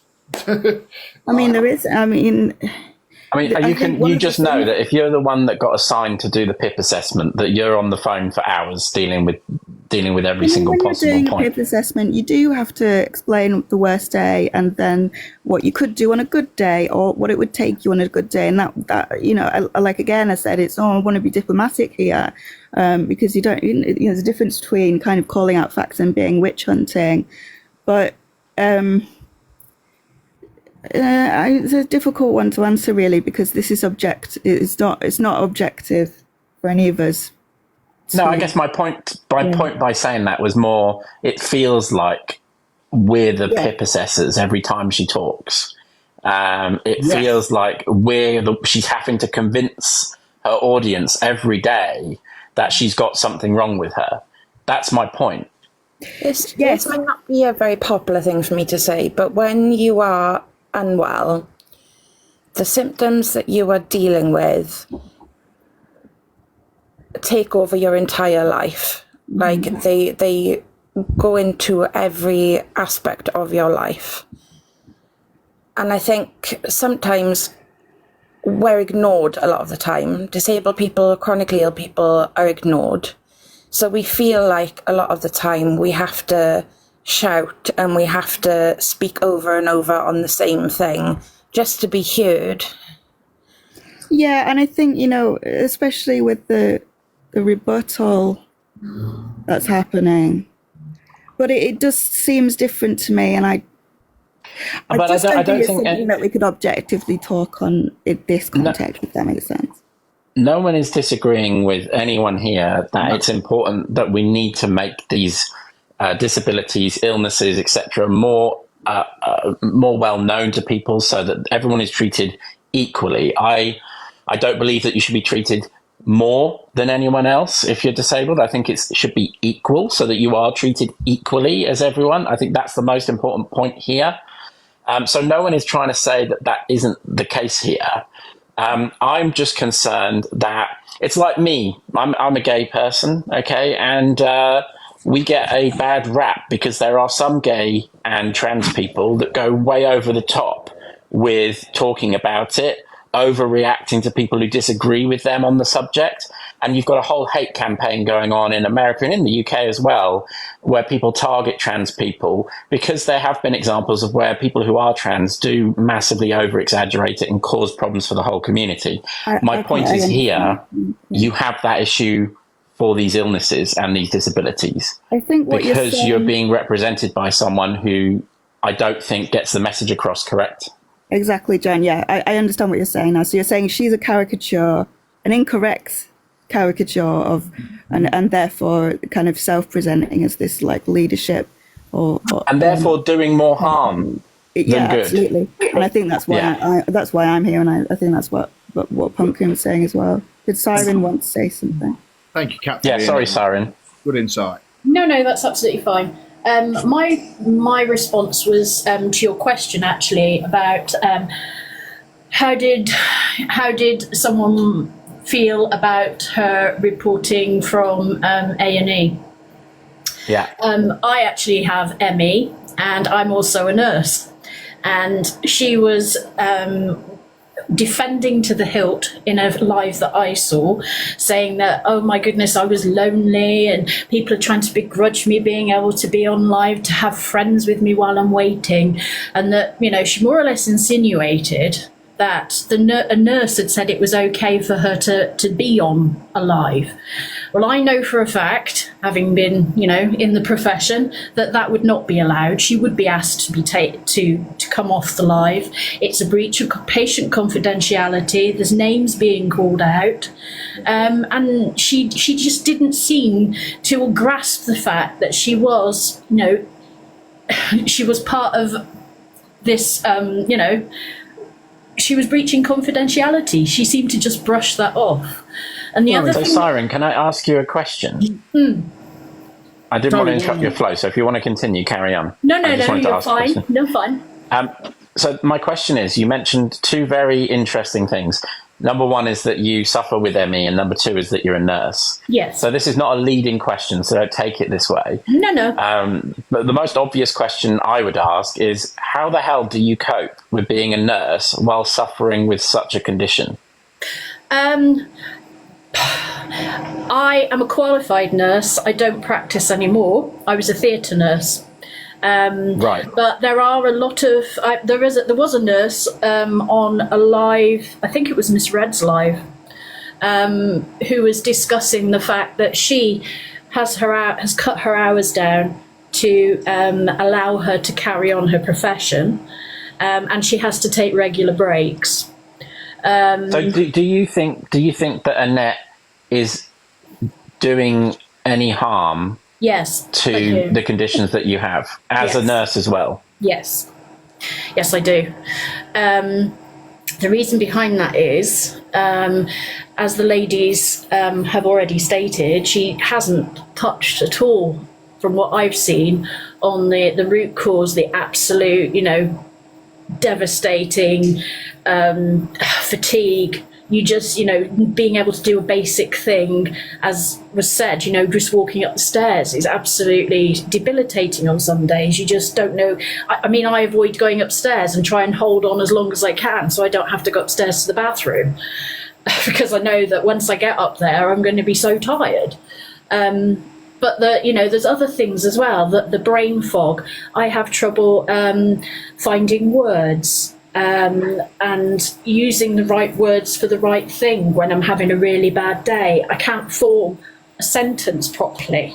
I'm really sort of, you know, I stumble, and I can fall asleep. Sorry? I don't mind me asking. Do you get a quivery voice? Does your voice go a little bit? It doesn't go like hers does. Especially if you're in the air conditioning. Yes. No, she just... When she's angry, her voice is crystal clear. But when she's like trying to put, it's like a dying duck. I'm sorry. I don't mean to. Siren. Yes. You know what you mentioned earlier about her going live and stuff? I think she thinks she's superior than everybody else. Oh, yes, she does. In everything. I mean, you know, I'm still undiagnosed with epilepsy at the minute. I'm still having seizures. You know, when you're mentioning about your condition, you know, I'd rather probably have that over my epilepsy because I can be completely out of it for days after I've come out. And it's horrible, you know, you know, my memory loss is bad enough after it. But, you know, she can't compare what you know, she said before. I find it, you know, my nan had cancer. Luckily, she's still here, but she had the bowel cancer, and the weight does seem to be. I can't fathom how she begins to compare cancer and ME. I really can't. Or cancer and epilepsy. But why are we even comparing illnesses in the first place? I mean, that's a disgusting thing to do anyway. Someone said in the comment, and I think it's really important to note, there's different stages of ME. So very severe ME can really look like end stage, like end of life care, where people cannot eat at all. They're on end of life care, and that's a very severe ME. And there's different stages of ME. When I see this person, they talk about the kind of variability of ME. That's due to the level of exertion that one puts into themselves. We now know that excessive exertion and pushing through fatigue can cause people with ME to go into lower categories of severity, right? Or higher categories, I mean. So they get worse, and then they will be consistently worse. And so it wouldn't come back up if they carried on, they didn't rest again, which is really important to note. But the other thing that I've realised, as being ill, I started getting symptoms of endometriosis nearly 10 years ago now, is that you learn about other things and you become very empathetic to other people that do have chronic illness, and you might not share the same chronic illness, but you understand them more. Like, I know more about MS than I would do if I didn't have chronic illness. I know more about epilepsy and the effects of like a seizure afterwards than I would if I didn't have a chronic illness. And I see this too. What Elian said is that it's often dismissed. So someone said in the comment there, when talking about post-COVID, that's dismissed. Post-COVID, sorry, I don't know what you call it. Long COVID, it's ME. That's all it is. It's just got a name, long COVID. That's ME.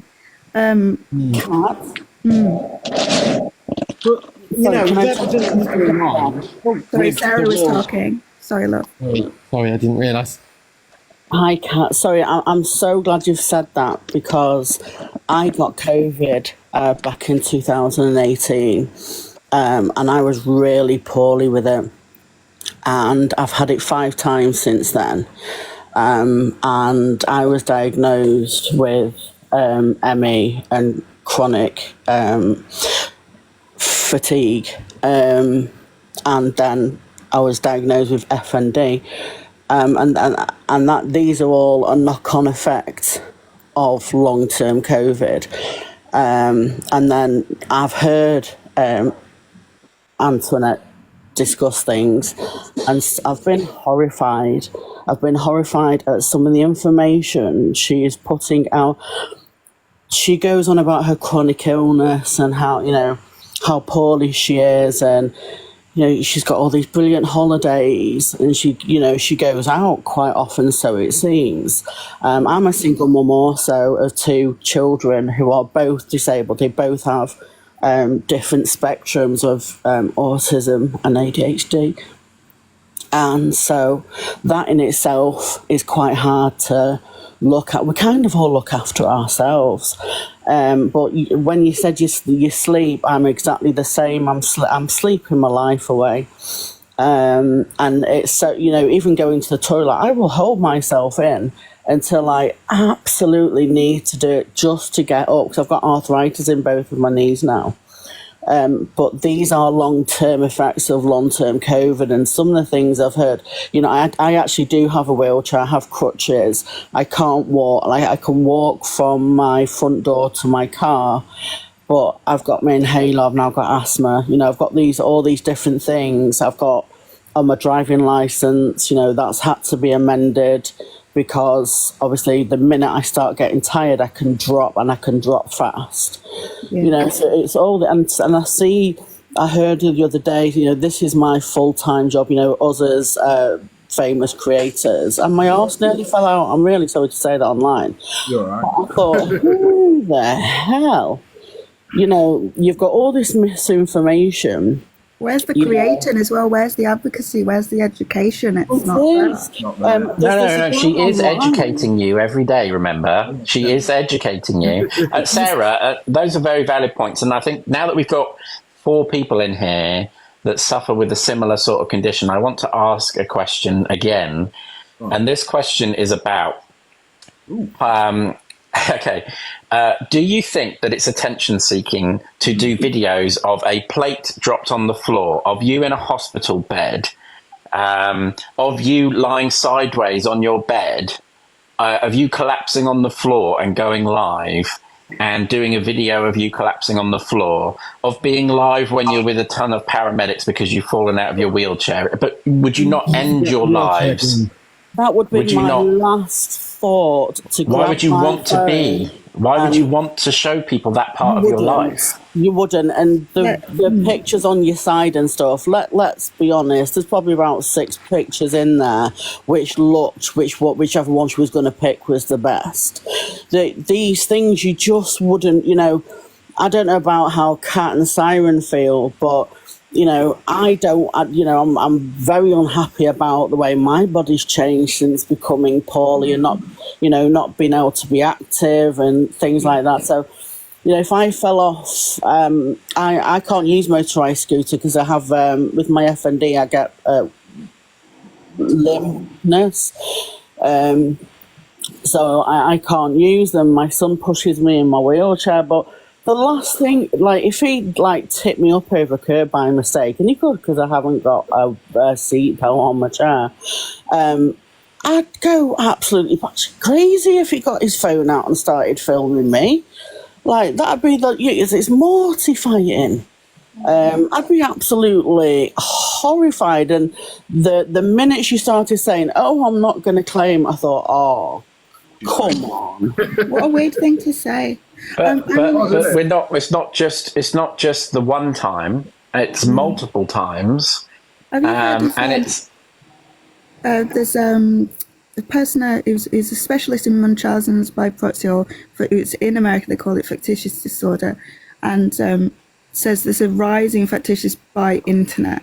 And one of the I'm not diagnosing anybody here, but one of the leading symptoms of this is to expose themselves over social media in inappropriate situation or what other people would deem. I think diplomating about it, I can imagine that somebody has normalised this within their lives, might do that within their lives, everything is documented. Other stuff I mean, collapsing as part of ME, is that a thing? I mean, I don't know. I don't suddenly get fatigue like that. I certainly have time to sit down. And I'm not sure why I would be recording myself in the first place. Definitely, I think she's doing it for a sympathy because she knows when the numbers drop down, she's like, "Oh, I need to get popular again." And I've noticed she does this. The other week, she was crying and then she was like, "I can't do this." But then the next day, she was live like nothing had happened. Anyway, she likes constantly looking at the top corner to see how many viewers she's got. Constantly looking up at that little box. Oh, God, yeah.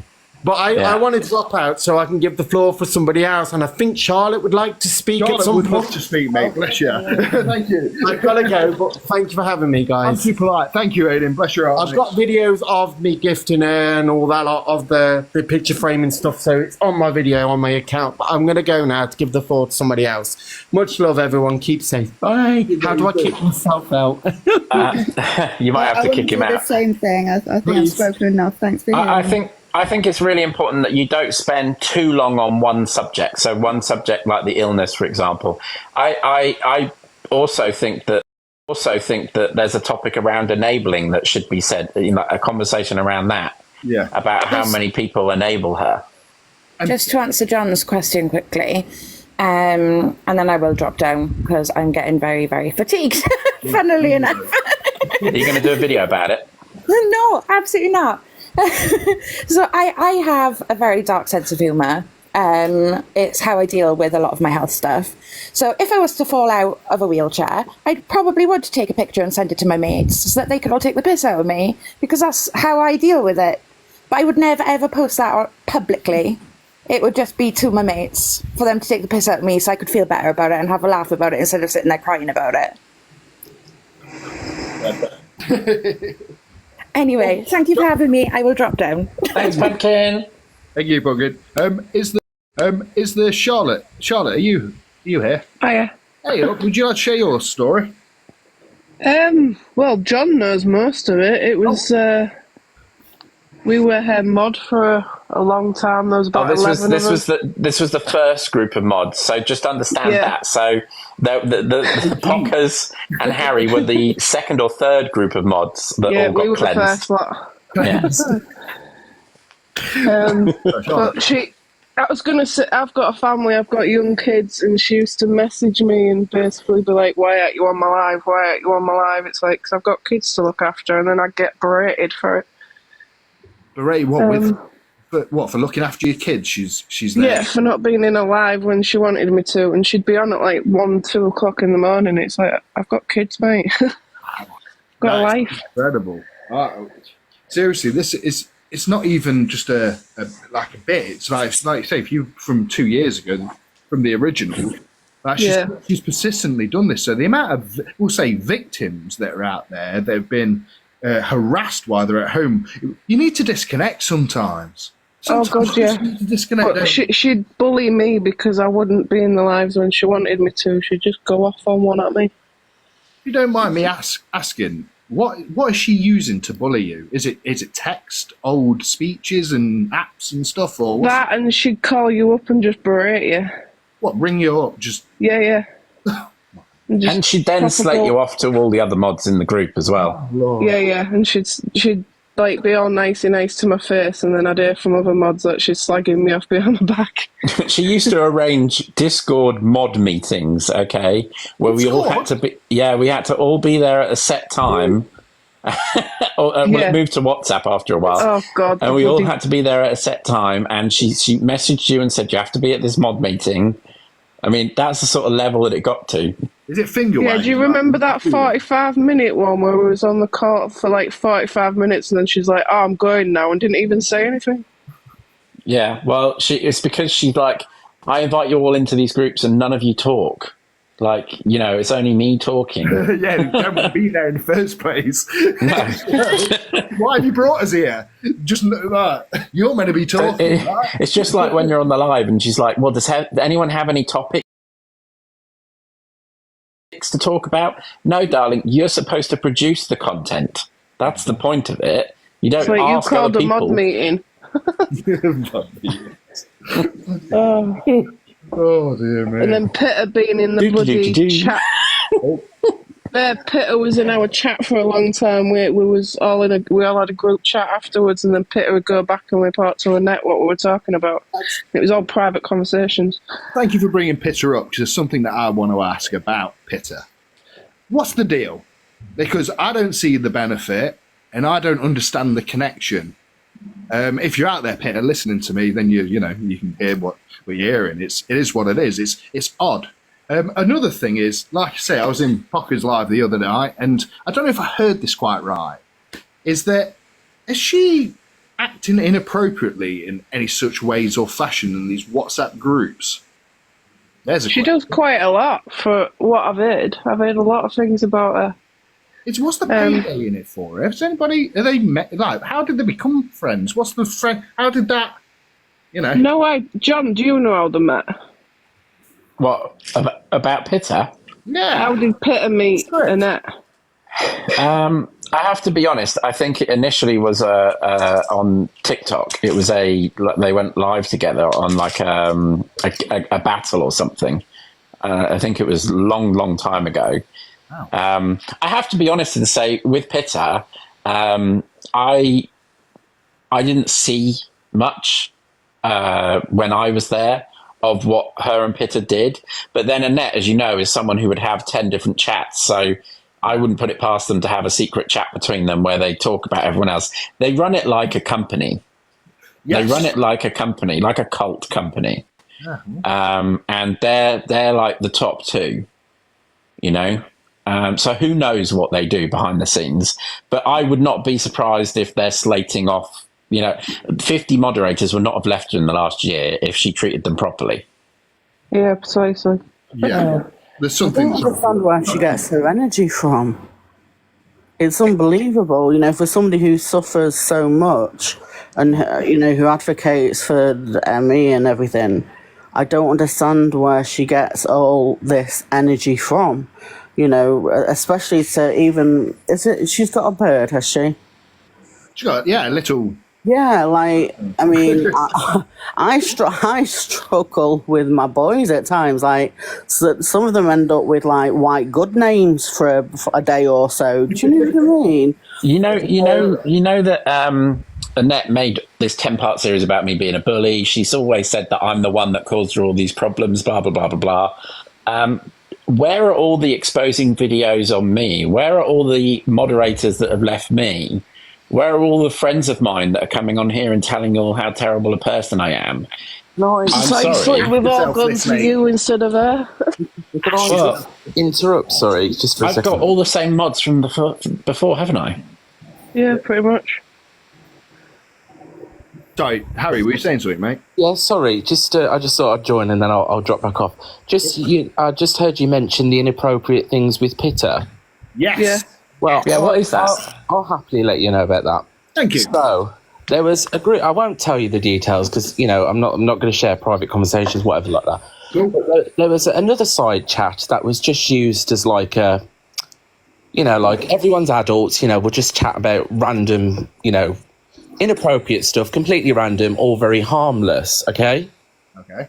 So there's one of those chats, and it was called The Dungeon. Which Okay. So this is when I mentally checked out and thought, what the hell have I joined? When a certain mod thought it was appropriate to just randomly send half-naked pictures of themselves in This this is what group. I'm talking about, Harry. This is what I'm talking about, mate. Go So myself and Josh, the younger lad who got berated as well, obviously we were both gay, so we had our own little private chat outside of everything, just like just chatting about life, The whatever. boys chat. Yeah, just boys chat, exactly. And Everyone has a boys chat. this person, I'm not going to name any names, but use your imagination, would just drop the most inappropriate pictures and the most, I'm not. Are we talking about Pitter's Titters here? Yeah, she'd do it in our chats as well. She'd just randomly put. Yeah, I'm not going to say what was there or whatever, but just very inappropriate and stuff that, I would class as completely. I would class as cyber fashion. So yeah, I just 100%. I'm not lying. I'm not no breasts or anything like that, but pictures that made me feel uncomfortable. Fair enough. Okay, and I'm very open-minded, and they made me feel uncomfortable. So, Well, how do you have half-naked photos without showing either your Pitter's Titters or your? You can show you can show the bottom half of your body. Right. So you saw Pitter's knickers. You can lie in a certain way that hides everything, but also I don't know how to explain it, but just inappropriate pictures. So yeah. What you saw the flaps? Understand. We got pictures the same. I'm not going to give you the details. Quick question. Is nappies involved, Harry? What? Sorry. Is nappies involved, Harry? Oh no, I never saw any nappies. No. Oh, okay. No, but yeah, there you are. I just thought I'd just. That's when I mentally checked out and said to Josh privately, like, this is just absolutely fucking weird. Odd. Yeah. I mean, to be fair, me and Harry don't really understand that part of women's anatomy anyway, so it's not really something that we, Yeah, obviously, it's a gay man. Maybe I just took a bit of, because obviously it was a woman. Maybe I took a bit as a gay man, took offence to it. But I've spoken to friends since then, and even they were like, "No, that is absolutely fucking weird." So I know that's not me being a bit, I don't know, shy or whatever, but yeah, it was just inappropriate and it just felt dirty. So yeah. Thank you for that. We needed that. Yeah, I'll drop down there, guys. I'll leave you to it. Bye. Just while we've got everyone in here, can we please get Pockers to show this teddy bear? Pockers, get your teddy bear out. So this was the teddy bear that got given out as part of a party bag when you went to her party. It may or may not be winging its way to me in the post for certain future entertainment purposes. I still can't get over you knocking the parrot's head off in the hot tub. That was funny. Pockers, you're on pause, mate. Let's have a look at the teddy. Yeah, Pockers, I don't know if you know how to live stream, darling. No! There you go. There's the bear. Yeah. It's got a lovely sash that she even got. It's going to be in reverse, but it says Annette's 50th birthday on it as well. Oh, she's labelled it for you. I know. But, yeah, so that is... Is that a proper one of those bears that she buys? Was No. that virgin? No, God, no, it's a piece of shit. Yeah. She wouldn't buy a bear that's got a chain in its head. Come on. Pockers, could you please describe what else was in this party bag? So, I'm going to lean forward and I'm going to tell you more.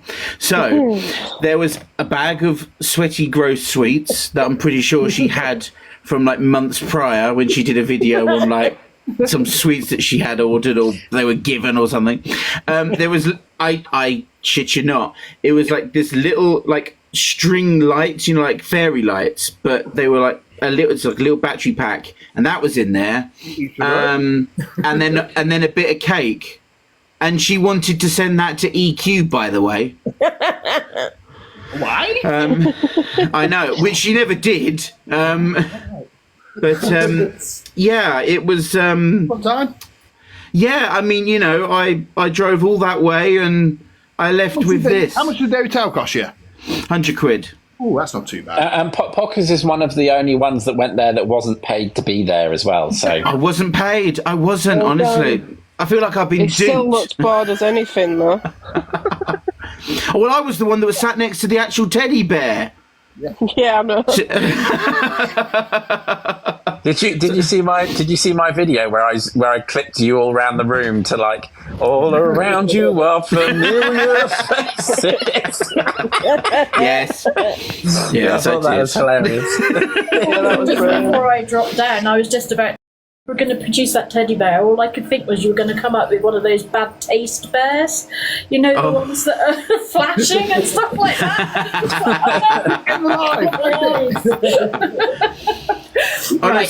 Someone's even saying that I should be financially compensated for the traumatic event of her 50th birthday party. Right, thank you. Oh, I want to dance with somebody. I want to feel the heat with somebody. Go for it. Oh, no. It's the worse in karaoke. real life, I tell you.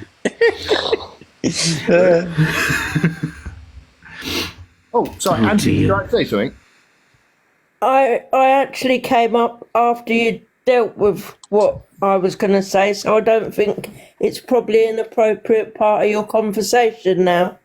Well, chuck it in, why not? If you got something to say, have it. It was basically when you were talking about when she was in hospital filming. My mum went into hospital January 22 and she was 79 at the time and had major surgery for cancer. She wasn't allowed. My younger brother literally had to drop her outside Northampton Hospital, outside the area where she had to go, and leave her. He wasn't even allowed to take her in and get her registered. And you've got a grown woman filming in a ward where there might be vulnerable patients. Totally. And I'm really shocked that no one stopped her, stepped in and stopped her. I mean, to be fair, eventually they did. But how long did they allow it to carry on before? Well, obviously far too long, and I think that the fact is that she went on to defend her actions afterwards by saying there were only 4 people in there. Yeah, it doesn't matter how many people are in there. It's irrelevant how many people are in there.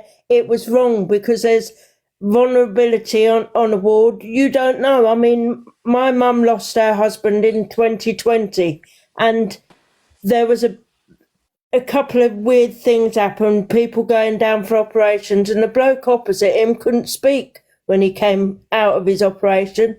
And there was a weird woman shouting all night, berating her husband on the ward, but they eventually had to put her in another ward because she kept everyone awake all night. But they don't put up with crap like that. I mean, it's just not right. Yeah, I agree entirely. I think we all agree with that. She should never have taken her phone live into an accident and emergency. Exactly.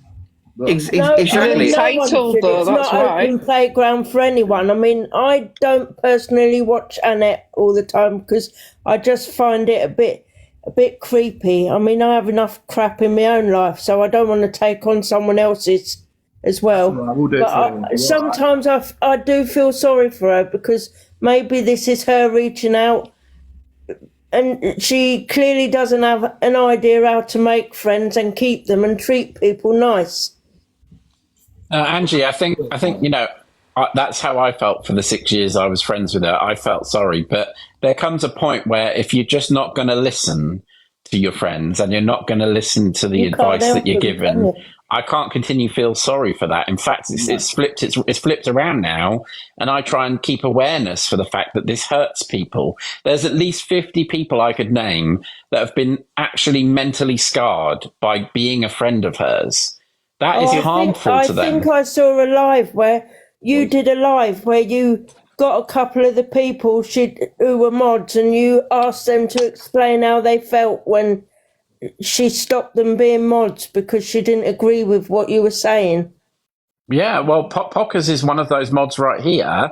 And actually, I want to address this because I saw a good 4 or 5 say the same question. I think it's fair that Pockers, I don't know if you saw it, but there were 4 or 5 people in the chat all at the same time who said, can you tell us why after the party you no longer were friends? You know, you were good enough friends to go to the party.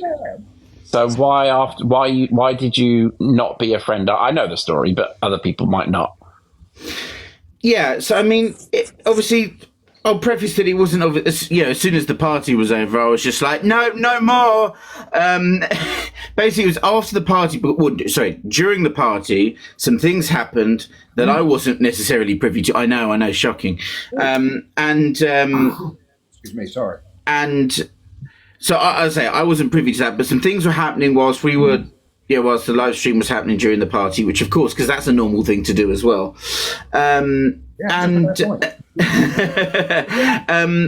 So, and then the whole, as I call it, the mole saga then escalated.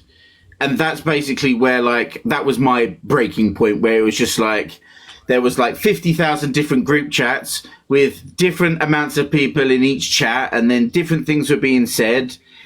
And the issue was that, as I say, it then just started to implode on itself, so that was kind of where really I got to a breaking point where it's just I you know what, I say I work full time. This is something that I just do, when I have time, when, in general. And it just got too much. Because I say as well, and I have mentioned this before as well, that, I liken it to a similar situation like with the Jeremy Kyle show. You go on this TV show, you put it all out there for the general public to see, and then as soon as you turn it off, there's no support, there's no, follow up just to make sure that certain people are okay. Instead, it's just things turn into witch hunts, and as I say, this mole saga. It's a bit like baiting, isn't it? She calls you in and she lures you in for a friend, and as soon as you don't agree with her, she baits everyone else to bully you until you leave. Hugo, what's your opinion in this? Hi, I'm actually in the bath. Don't TikTok and bath at the same time, Cole. That's why the camera's not on. My opinion is you're all a bunch of twats. You've got nothing better to do, and you need to find a life. There's far more important people on here, like Alpha Bar, that actually need talking about. But you lot you've got too much time on your hand, and you all need to get a fucking life. And that's all I have to say. Hugo. Goodbye.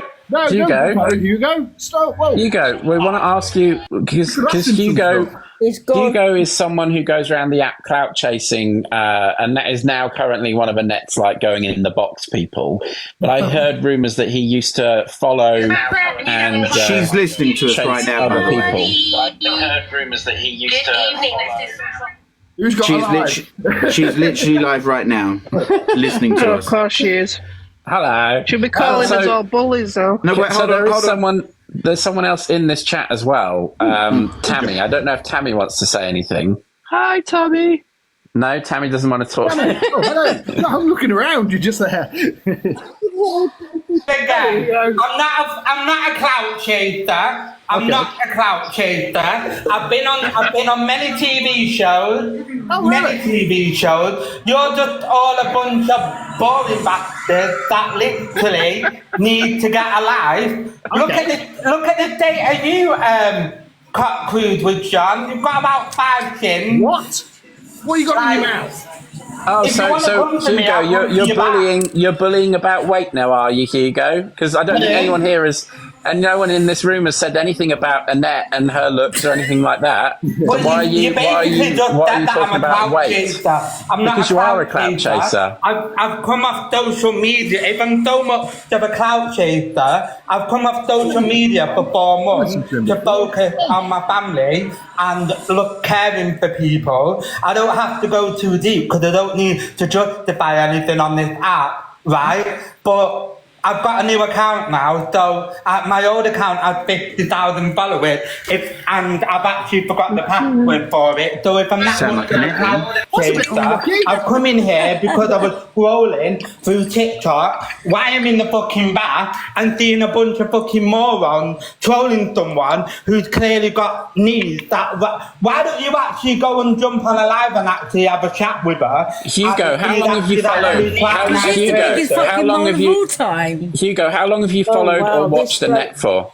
I've watched it on and off for years, and I know about the drama. Why don't you go for Alpha Bar, someone who's actually Because I don't know anything. I don't know anything about Alpha Bar, so I'm not going to talk about Alpha Bar. Let me say what I need to say. No, we're not going to let you say because all you do is talk over everyone anyway, Hugo. So you don't let other people speak. Right? What I'm basically saying is that you're trolling someone who's actually got a disability. Yeah. Sorry, didn't Hugo come in here and immediately make a threat, a comment about my weight? And he's my birthday present. So yes, he came to Didn't he come in and assume that we're all like? Why don't you go to someone like Alpha Bar who claims to have? Well, no, because if we do that, then you could easily just turn around and say that we're being transphobic, you moron. Like, we're never going to win in your eyes. That's the problem. And we don't know anything about Alphabet. Seriously, go away. We don't know anything about Alphabet. We know things about this lady, and that's why we're in here. Yes, mate. Anything else, Hugo? Do I have permission to talk now? Yeah, well, yeah. He hasn't stopped. Right, so basically you're going for someone who's clearly got disabilities, right? Yeah, I don't agree with some of the things they do, but that's part of life, right? Whatever Annette's doing, right, is not obviously going to be to everyone's taste, so read between the lines and don't literally follow her or don't get involved with her if you don't like what she does. As for Alpha Bar, I'm not transphobic. I dress up as a girl myself. I do drag down Manchester Gay Village, but this person is lied about having autism, lied about being... Right, we've just had So Andy, what I can't understand, right? What I can't understand is Hugo comes in and says you can't talk about this person, but you can talk about Alphabet. I don't understand that, you know. Like, we know more about Annette. You just fucking don't know anything about Alphabet, so why are we going to talk about it? We haven't put any slurs in against Annette tonight. There's been no slurs. It's all been looking at each factual piece of information and asking people who have gone through those things themselves for their opinions on things. I haven't heard anyone say, oh God, Annette's ugly, you know, all this sort of stuff. No one has said a word about that. No one has been disrespectful. So to come in here and say that, and then his argument be, oh, well, you shouldn't talk about this person, but go and talk about this person and slag this person off. Just complete nonsense. Why? I don't even know who he's talking about. Really, I've seen a couple of. You don't want to. You don't want to know. Don't want to know. Nah, I'll stick to the real one. You know? One drama at a time. Yeah. Yeah, exactly. So we like move way past the point I want to make.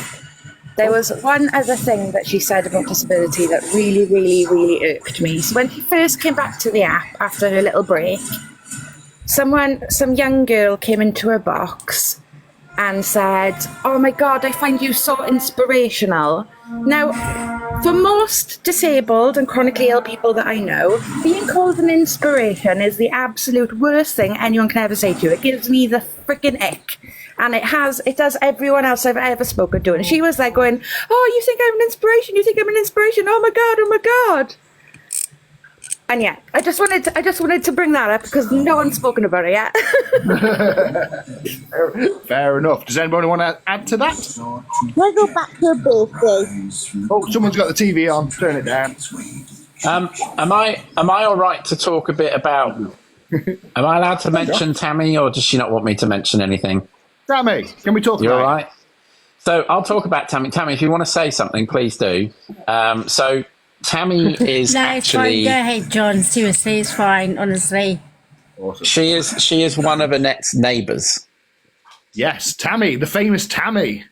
Yeah. Yes. Everywhere in every window, Tammy. Looking through with binocular, Tammy. That one. So she said. So if there's anyone in this sort of set of boxes who has seen a lot of this firsthand, you know, she is one of those people. She used to hold a key to be able to go in and offer support if needs be. That was immediately snatched off her when she was seen in my live at one point. But she is a neighbour, and you know, I don't know all of the stories because, you know, I'm sure there are plenty of stories. But let's just say that Tammy has never once come to me and said I'm wrong with any of the things that I've said. So, you know, I think she'll agree that a lot of things that we've said are things she's witnessed. Are they very accurate, John? I think that's the key thing. And Tammy, you know, accurate these statements that we're all talking about. 100%. Thank you. 100%. Bless your heart. And the scary thing is that you're less than 100 metres away from her right now. Literally opposite her, right opposite. Not much longer. Unfortunately. Don't worry, I'll be putting the party banners out soon when she leaves. I was going to say, yeah, we're all coming round. There'll be a party in the street, I'm sure. Yeah. I'll be being slagged on her life right now, probably. And Tammy, what you might not know is that another one of the neighbours has actually directly messaged me. Heather, probably her neighbour next door. One of the next door ones. Heather.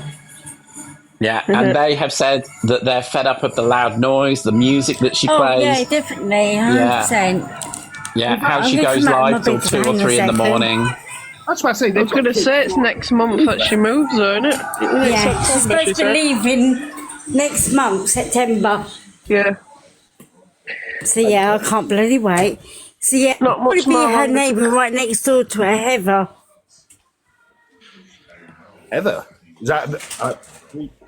no? Oh, got you right. Yes. Can I just ask, is it like a little communal where you're all sort of backed onto each other?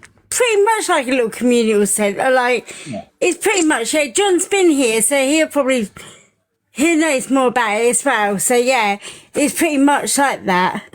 Is this been a constant problem as well with the noise and her shouting and doing all the things? Is that... To be honest, I've not had no problems like that. It's only since I became a mod and I went into John's live when John used to take the mickey, which was funny at the time, when he used to fall over and make out that he was there. And I told him and said, please don't phone me. And the next day I had her PA come over, got the key, and then I got blocked as a mod. Tammy, do you remember that time where she was shouting through the doorbell? Oh, at her neighbour. So that was the other neighbour next door, wasn't it? Yeah. Yeah, that's Heather, Yeah. her neighbour next door. So she had her. They were all going to work the next day because that's something she doesn't understand. They were going to work the next day, and she was there. It was like midnight or something, and she was playing music. She was talking really loudly. And they came and knocked on her door and rang her doorbell, and she basically swore at them and shouted at them through the doorbell. And I've seen this firsthand because I've been on a cruise with her where people have reported her to the staff on the ship. They've reported her to the staff on the ship when she's TikToking to say she's too loud. So it's not the first time that's happened. No. But if she has problems where you live now, Tammy, how's she going to get on where she's moving to? Because what I've heard where she's moving to is some big mansion. She end up getting Really booed nice. out of that bloody place. That's probably why she's moved so much, isn't it? Yeah, but if you go and stay in her, if you go and stay in a spare bedroom, you'll probably end up having to pay for it. I've only known her the last 7 years since I moved here, and when we first moved here, she was lovely. She was really nice, and then as soon as I became a mod, all hell broke loose. Well, look at the ambulances and things that come down your street all the time. You have just left this box and gone into Annette's and she's blocked him. Well, Charlotte can witness how many times I have freaking phone calls from mods calling me. Like, Annette's falling over, or call she Tammy needs your because she's help. across the road, yeah. It's like, at the time, like, people know that I've got a disabled mother myself and I'm her carer. Like, at the time, I thought, oh, being really kind, yeah, fine, I'd do a neighbourly thing, I'd help. But it got to the point where it's literally too much. And then, because she didn't like the fact that I was speaking to John still after, she fell out with him. It was just, it was awful. Absolutely The fact awful. that all the trolling at the minute she thinks is me and the other 10 mods that got blocked at the same time as me, and it's like we haven't even bothered with her for nearly only like a year she or thinks two. I doxed her address. Yeah, I was going to say, none of us have actually given a crap about her He's for so giving her long. own address away, people. Yeah. You can Yeah, vibe. because of course you can't go on Rightmove and find a house with 20 teddy bears on a shelf. Yes, So it's just how she thinks that we're trolling her, and it's like we're not even bothered by it. We've been getting on with our lives, doing other stuff. We don't care. No, it's just a couple of hours of the day. It's pathetic. It really is. It's like, really get on with really it. pathetic. No, don't put it. We've got a violation from them, so we can't have them on. She seems to forget she's annoyed a lot more people than she thinks, and the people that she thinks are trolling her don't give a shit.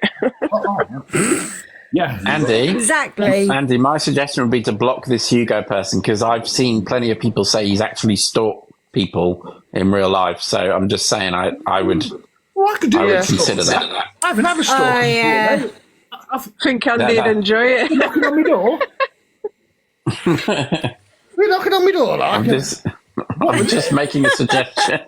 Come on. Yeah, but we've blocked him, mate. Let's get rid of the trash in it. He had nothing important. Let's let the trash take itself out. You know what? If someone wants to come in here and have an actual sensible conversation and tell us why they agree with her behaviour, more than happy to have that conversation. There's no one standing up, though. There's not a single person.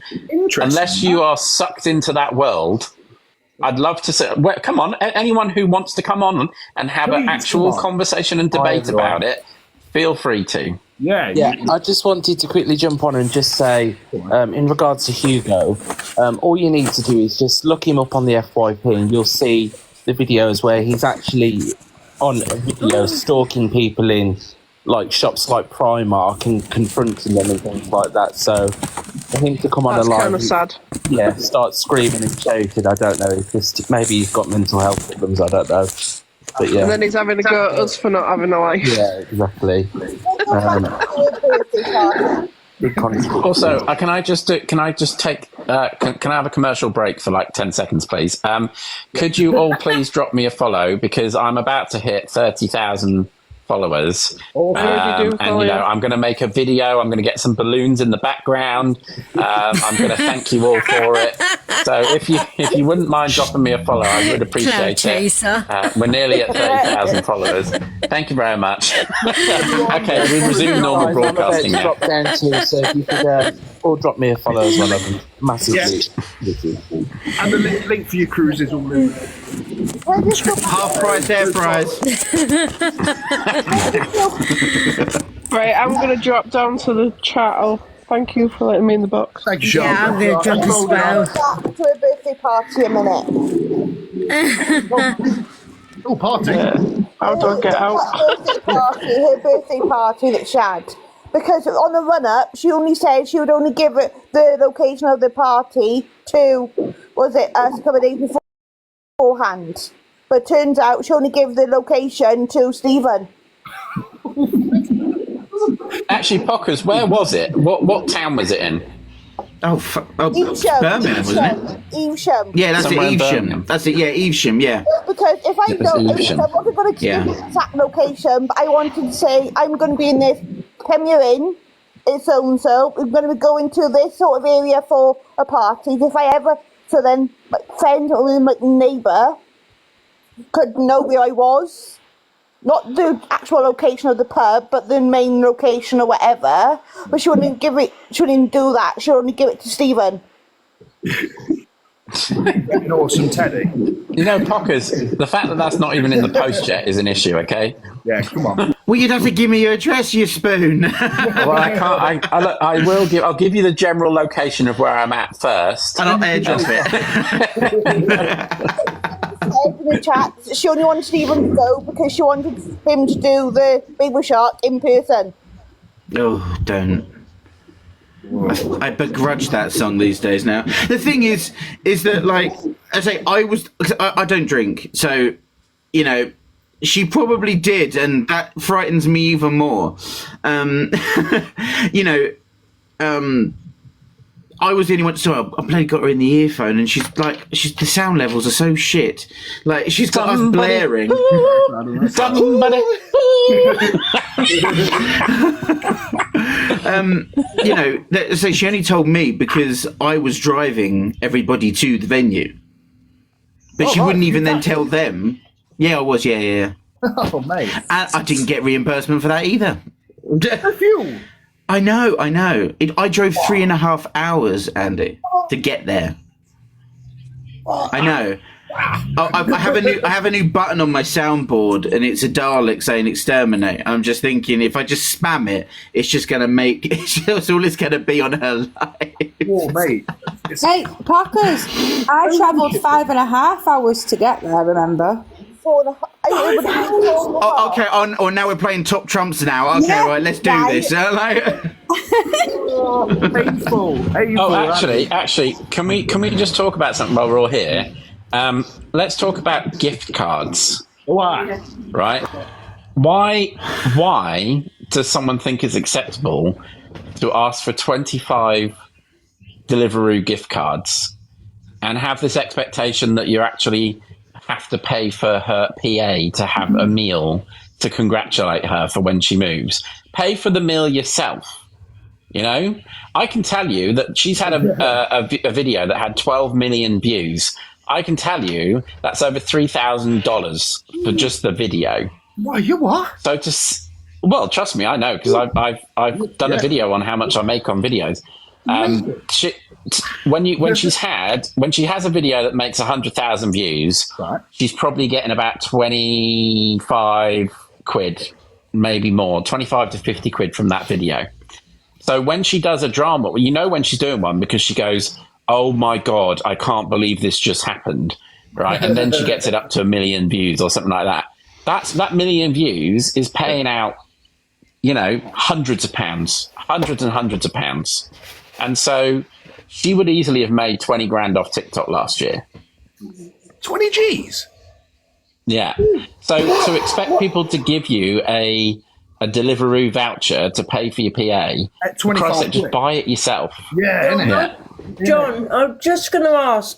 I've had so many different variations on the app. I'm not a creator. I just watch people. Is it true that TikTok take quite a big chunk of what you make? So out of the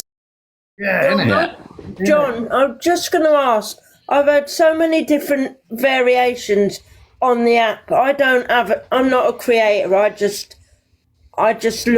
watch people. Is it true that TikTok take quite a big chunk of what you make? So out of the percentage, you might get 39% or something, and they take the rest.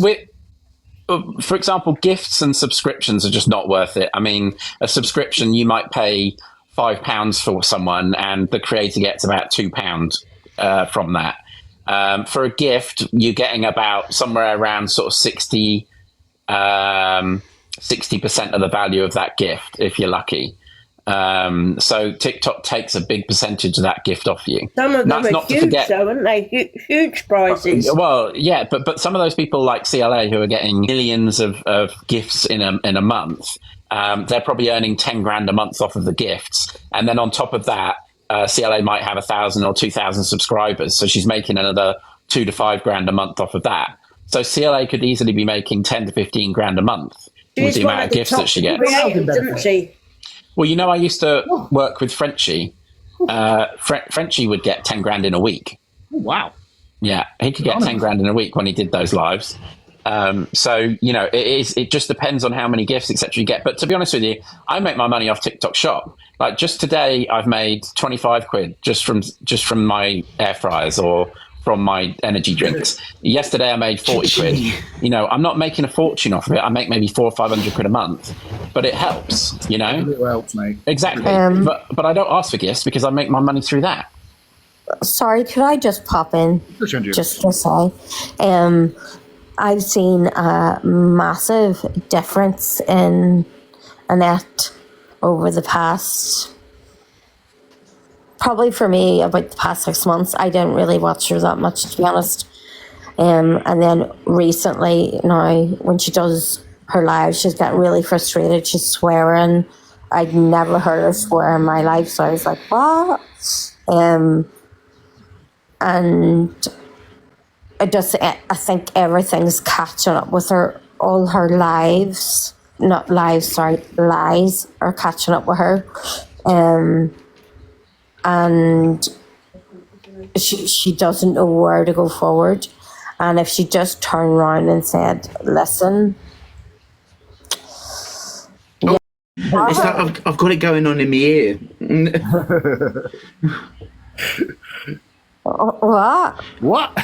What? No. She was just like she was just describing Luna Lovegood as a character from Harry Potter, and I swear she's making likeness of herself to that character. Also, the Beast of Bodmin, which is the bear behind it. Sorry. What you mean? I don't watch things. So I don't know. Oh, who's that? Pockers, who's that on your iPad? Oh, that. You must like Harry Potter a lot, then. Oh yes, I do. I love Harry Potter so much. At the same time that she's doing all this stuff, right?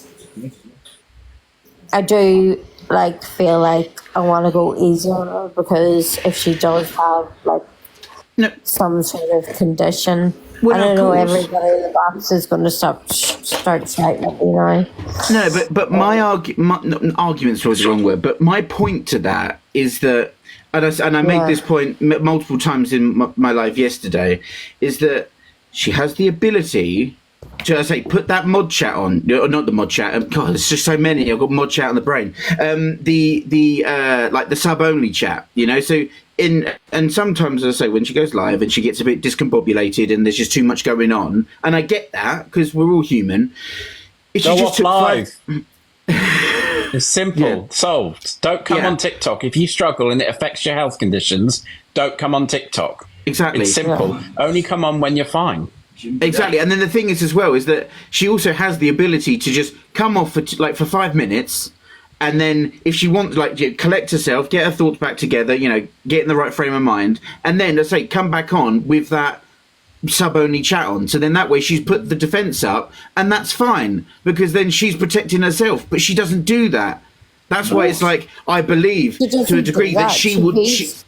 Go on. She'd be so rude. She'd be so rude to her people. Yeah, the language. We have paid that sub. Also, we all have run our own destinies. We can all choose what we do, and she chooses to be on there. So with that comes criticism. Not great always power nice. comes great responsibility. And that's called life. It is. Yeah. Also, that bear that's on the back of her chair cost 180 quid, by the way. Alexa, stop. The Beast of Bodmin. That's one expensive bear. It didn't cost as much as this, though, I don't think. Poppy, do you want to come in? This is priceless. So I just want to say about just want to say about Poppy, it's completely up to her if she joins. I'm more than happy to help support her, but she is one of those people from the girls' chat. Yeah, drop me out, get Poppy in. Good insight. Thank you. Get her in. And thank you for letting me in tonight. Oh, sorry, I'm messing about here. And Sean Cruise, I love your cruises. Oh, thank you. Very long. If you're not following, Sean with the old cruise. I have more. I have more. Plenty more coming up. Plenty more coming up. You're going to a 3-night Disney? I'm going to Disney. So I'm going to Disneyland Paris at the end of September. Well, sort of the last week of September. So very soon. I'm going on a cruise in November to the Canary Islands for 2 weeks. I'm going on a cruise in February to Amsterdam. I'm going on a cruise in end of May to Estonia. And then I've got a Disney cruise in August next year. So loads and loads of things to show you all. Loads of things to show us all. And So that was another little ad break there. Us poor people will be sitting at home eating frozen people going, doesn't John look like good out there in the cruise? I'm only joking, John. Well, look, thank you for coming in, Julie. Yeah, thank you, Julie. Can you book cruises for you, John? Well, if you want to ask questions like that, then by all means, ad break. So you are welcome to go to the link under my bio, and there are some cruises under there. I also am a big fan of the Aussie hair care range. This is not an advert. Not an advert. It's great for hair and beard. If I was to book a cruise for you, would that help you? Every cruise that gets booked through me, I get £50. I've always been quite open and honest about those things. Oh, well, I would go with you because at least I know what you're used to doing. I'm doing a cruise live next Friday, so come along to that if you'd like. It'll be about 6 p.m. Yes, I will. Thank you very much. No problem. Thanks for coming in, Julie. Thank you. Thank you, Julie. All right. So it might be it might be that Poppy won't come in, and that's fine.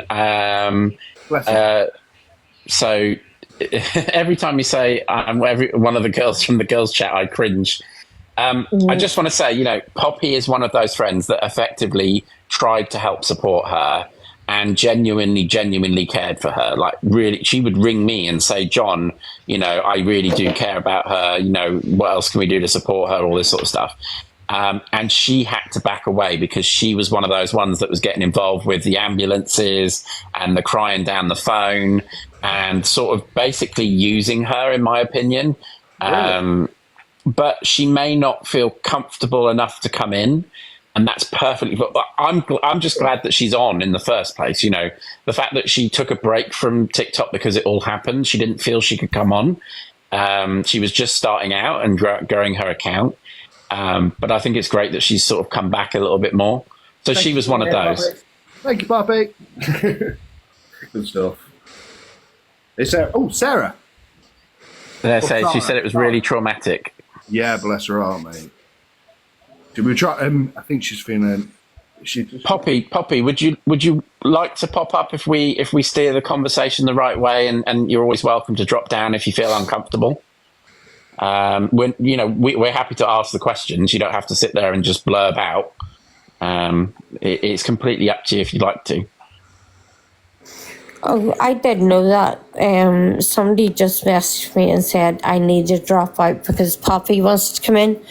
So that's okay. I'll drop out now. Love you all. Thanks, Judy.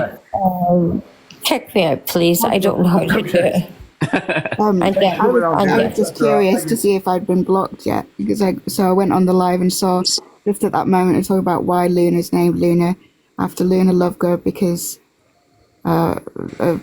Luna is somebody that's bullied for being different and then the mournful look down and then coming back here to hear people saying that she could put sub on and stuff.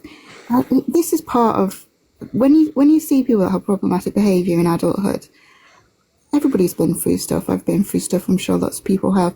When we become an adult, and especially become parents, if that's how your life goes, you take responsibility for your own mental health and therefore your own toxic behaviours, and everyone has them. Everyone has to learn and grow.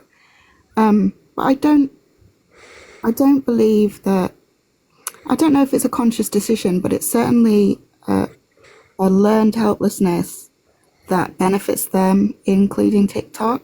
There is the playing the role gets them what they need in terms of even just monetary value via TikTok, via views, via gifts, and even just not saying certain things. Like, I feel nervous about speaking up about what I do think about the situation in case I am wrong about that, in case there's something that I don't get, because I'm an empathetic person, because I do suffer with chronic illness myself. But there's a chosen path there, someone else said, to engage with this kind of this being a hated person online. Other people have gone down that path. They've taken breaks from social media. They've grown in their behavior and changed their behavior, and therefore changed their image. They don't engage with what they think are trolls or trolling behavior. They don't engage with haters and all of that stuff. And so it dies down and it goes away. Either that, or they change their behavior because what they think are haters are actually people that are calling out with, significant and valid arguments towards their behavior or towards their claims, and then they change that. So the way in which this person is engaging with, and this is even just being careful of my own language, this kind of learned victimness, the victimhood, this learned helplessness, and being a victim in appearance, at face value, that people dislike them. It does. It just annoyed me. I'm late diagnosed autistic and ADHD, and to hear someone say that they're bullied because they're different, when, as someone else said earlier, when Hugo came on, this has actually been stating different subjective fact and hearing other people's experiences on them and other people's opinions, mostly their own personal experiences. It's a beautiful thing. And letting that be heard and letting people make their mind up in this context. And yes, we're talking about a particular person. But bullying and hating and trolling is very different to having a discussion. I agree. And it's something that somebody has publicly put out there. So I'll drop off now anyway. I hope to hear from Poppy. Thank you. Thank you, Kat. Yeah, and I mean, and this is the other thing as well. Is, and I made many points yesterday, but one that kind of did linger a little bit was that in one of these videos that I watched, if you go to the Observer on TikTok, it's on there. The thing is that I was just saying, love the Observer. Yeah, I love the Observer. Love it. It's not sure who it is. Sorry. I'm still learning. No, I know. Yeah, aren't we all? We're just still learning. And the thing is that in one of the lives, and she mentioned about obviously people getting educated in that whole article. I'm not trying to bring up the whole cancer versus ME thing. I'm not, but I'm just saying. But that was the context it was put under, right? Yeah. And she clearly said that it's just basically there's the same stuff that is said every time that someone asks or whatever, and then in that live that she did, specifically said, "Oh, and this is like the scientific jargon," but she hasn't read that. But then in the flip turn, she'll then tell you as the viewer, go do your research. But then you want to advocate for something. I'm just shocked that she hasn't looked at the scientific stuff, Yeah, and seems though now in 2024, there's not a lot, but there's a bit more money being injected in order to investigate these types. Not a lot at all, just little bits, but there's more new information that she sort of hasn't picked up. It's like it's the old the old information that's now science moves forward. Of course. I agree totally with that, mate. And then and the thing is as well is that she did say that there was like it's all in the news, but why is that not in her link tree? You know what I mean? Yeah, it was once in a BBC at 6 o'clock in the morning. It's I can't find any more than that. Even as a natural interest in your subject that controls your whole life, but also that you've made your job. And your figure as a kind of community head. Sorry, I'm losing my words now. No, you're right. And just to have that kind of interest in these things, even just for your social media algorithm to give you this information, it baffles me. I've got a friend who's got very severe ME, and all she does is post kind of information, new science information, things that have happened within, relevant to ME. Obviously, I'm getting brain fog now. This is just to her friends and stuff. To be actually appointed advocate and kind of mouthpiece for these things, but then to not. We all know why, and it's because it's not about her. So. Can we talk a bit about the enablers? Because I think that's something we've touched on, but we didn't really go into. And by enablers, I mean people in their life that do not correct her when she's wrong. And that could be people in her inner circle because they're worried about how she might react. That could be family members, which she gets fuming about if anyone talks about. So I'm not going to go there today. But you have gone there, so that's something to talk about. Yeah. Ruby, who is in here at the moment, is one of my mods. So Ruby hello. has her own opinions. Oh, yes, I do. Well, first off, I want to say I'm an American, and I just want to say that this news is coming here in America as well. I don't know if that's a good thing or not. I don't know if it is a good thing, but I just want to say a couple of things. First of all, John truly is an awesome guy, and I really admire him. I think he's just so straightforward, and he doesn't. Can I curse or no? Yes. He's real. Like, he's just a down to earth guy, and he says it like it is. He's not full of shit, like some people that we know. So the thing what really drives me nuts is that this is how I met John. I used to watch Annette, and I used to think she was so endearing, so sweet. I thought, she reminded me of Mary Poppins, hello, she's just so sweet. I'm like, oh, what a lovely lady. And I used to Mary enjoy Poppins, watching she's her. got all those spoonfuls of energy. Yeah, I had no clue what she was about. But anyway, so I used to gift her. I used to love watching her. And then one day I watched her, and it was like Jekyll and Hyde.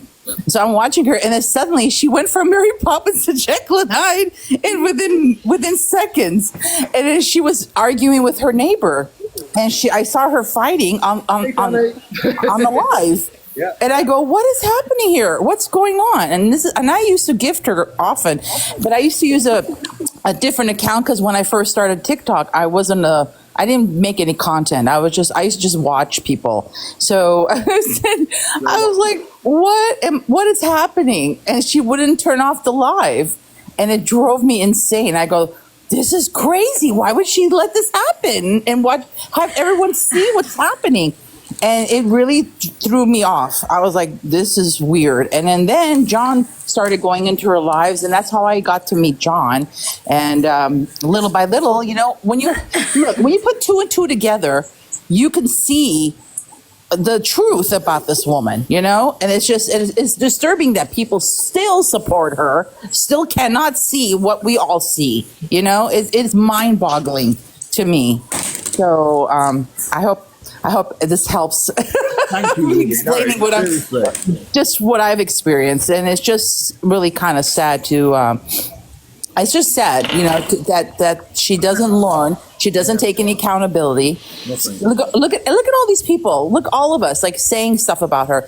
It's not one person or two people or three people. There's so many people coming out and saying like, lady, just listen to what we're saying. And, we're not hating you because of appearances or anything like that. It's your personality. It's your behavior. It's like, learn from it. You're a 50-year-old woman. Act like it. It just Rabina, drives me nuts. Can you comment in the chat, just so people can drop you a follow, because you do a lot of good lip sync content. Sure. What do you want me to say? What do you want me to do? Just say something? Just put hi in the chat. Yeah, okay, I'll say hello. Hello. Hello. You could just write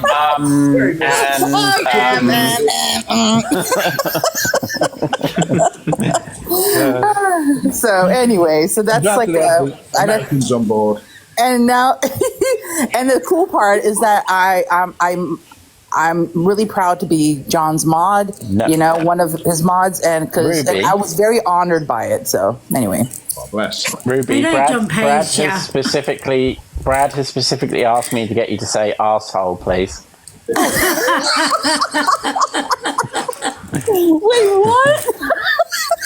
He just said to me, can you please ask her to say arsehole? And I said no, and he said, please.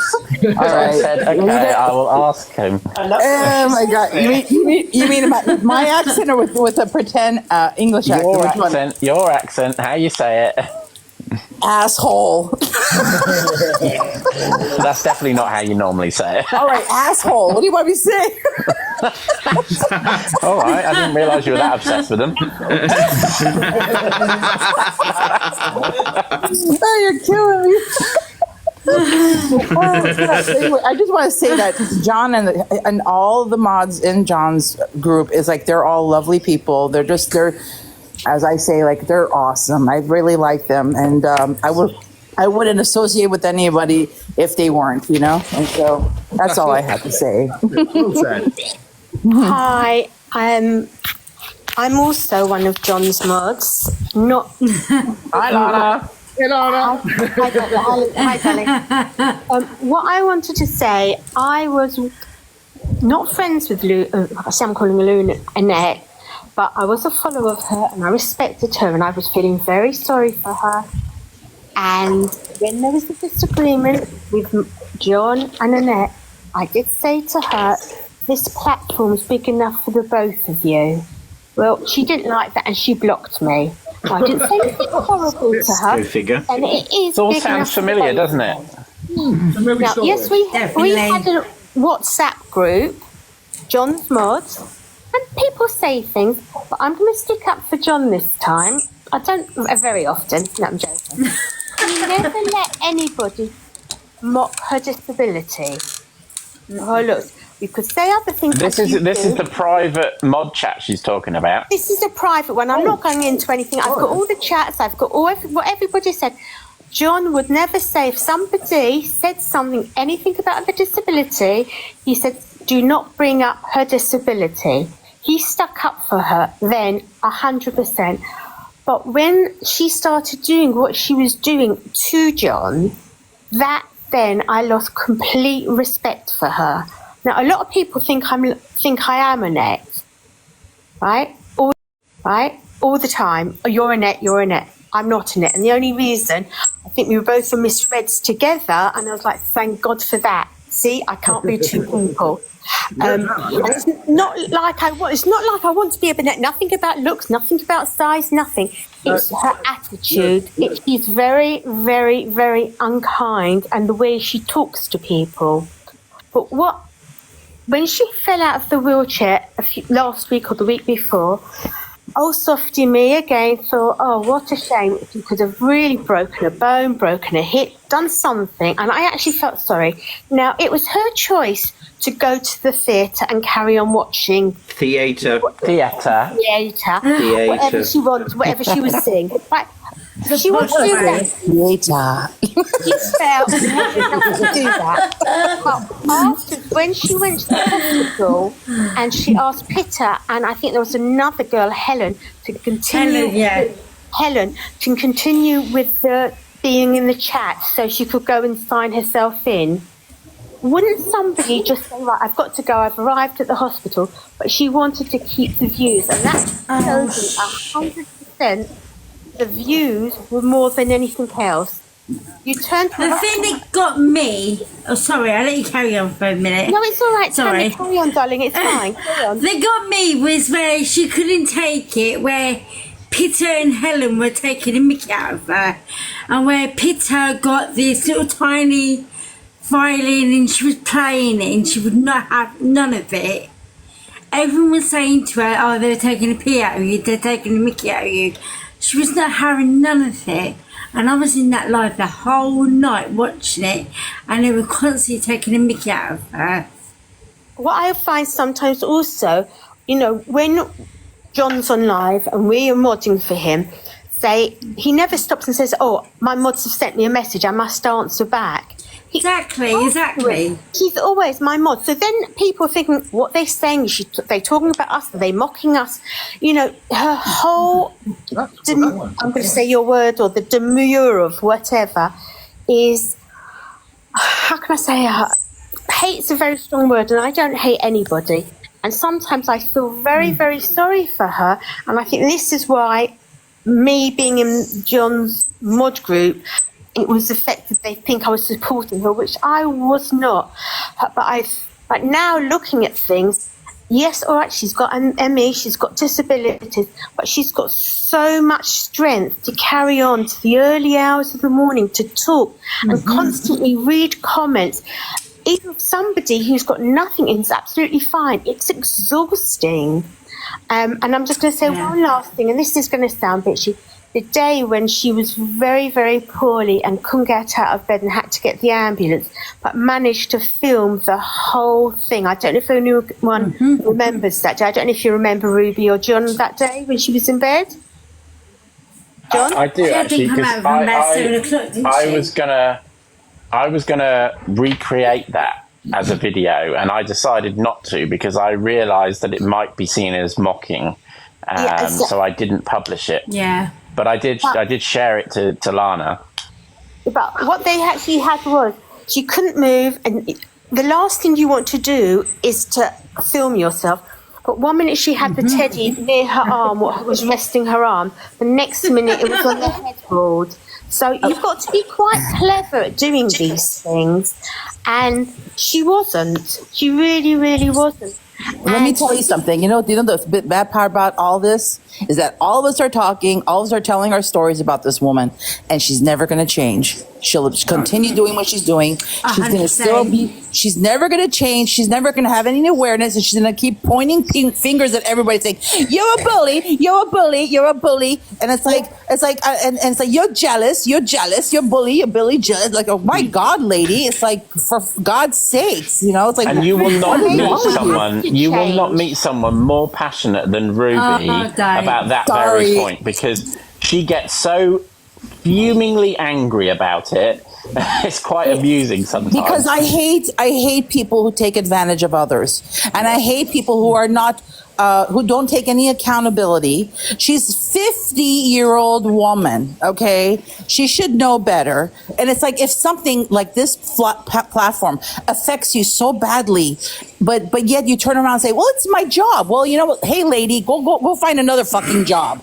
You know, it's like, because if this job obviously is not meant for you, nobody fucking likes you. It's like only unless they kiss your ass, you know, and it's quite an ass, and it's like you know what the hell. You said it's affecting her mental health, and she's been very upset and very depressed. I mean, if it's affecting you that badly, it's like, get the fuck out of here. It's like nobody likes you. Anybody, you wouldn't do it to yourself, Ruby. Not you to yourself. If something affects you so badly, you move away from the situation. You don't sit there. Not say move away She's a glutton for forever, punishment. but you don't put yourself through it We shouldn't sugarcoat it. It's like she will never wake up from this. She's probably going to be like, even more. She'll come up with another video and saying, whatever.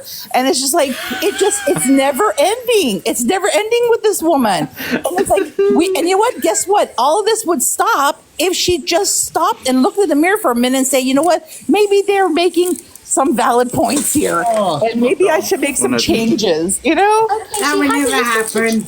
She hasn't listened to John, and she hasn't listened to other people, but there's so many people now. So you can't say, it's just one person saying that, or the two people. Correct. So many people who are saying exactly the same thing to her. To step back and think, look in the mirror and actually think, maybe my attitude towards people and things have to change. She's too quick. I don't know how many people you can block. You're blocked, you're blocked, you're blocked, you're blocked. I'm just looking at Pumpkin's comments, but it's, true. We're a lot of Americans right now are really pissed off. So, I'm sorry. So, for many reasons. Lana, they used to have a limit of 10,000 people that you could block. And she used to reach that limit frequently and would have to unblock people so she could block more people. So we know that she was at least at 10,000. And then they improved that number. But wow, people are on there trolling her, and she's blocking. She's just straight away. She puts those 3 fingers up, then the first finger, then she does that little poem. She doesn't even say why, and she's enabling people, more and more and more people, to write things. Right, you're blocked. You're blocked. You're blocked. Say you want to block me, John, I think you'd have the respect to say, Lana, I can't bet what you said is so out of order. I don't want it on my platform. I'm going to block you. I'm going to mute you. Okay, you've done it. It's your platform. It's you're entitled to. No explanation ever. It's like she's the head teacher saying, right, you get a detention, you get a detention, you get a detention. We're not going to tell you why you've got a detention, but you've got a detention. Let me tell you, I'm going to say this. I don't care what anybody thinks. She's a professional victim. Okay? Yep. Professional victim. That's her job description. Yep, she is, Ruby. Absolutely. Right, Ruby, could you stay in here for a few more minutes, because you are quite entertaining. She's so funny. I've got tears running down my face.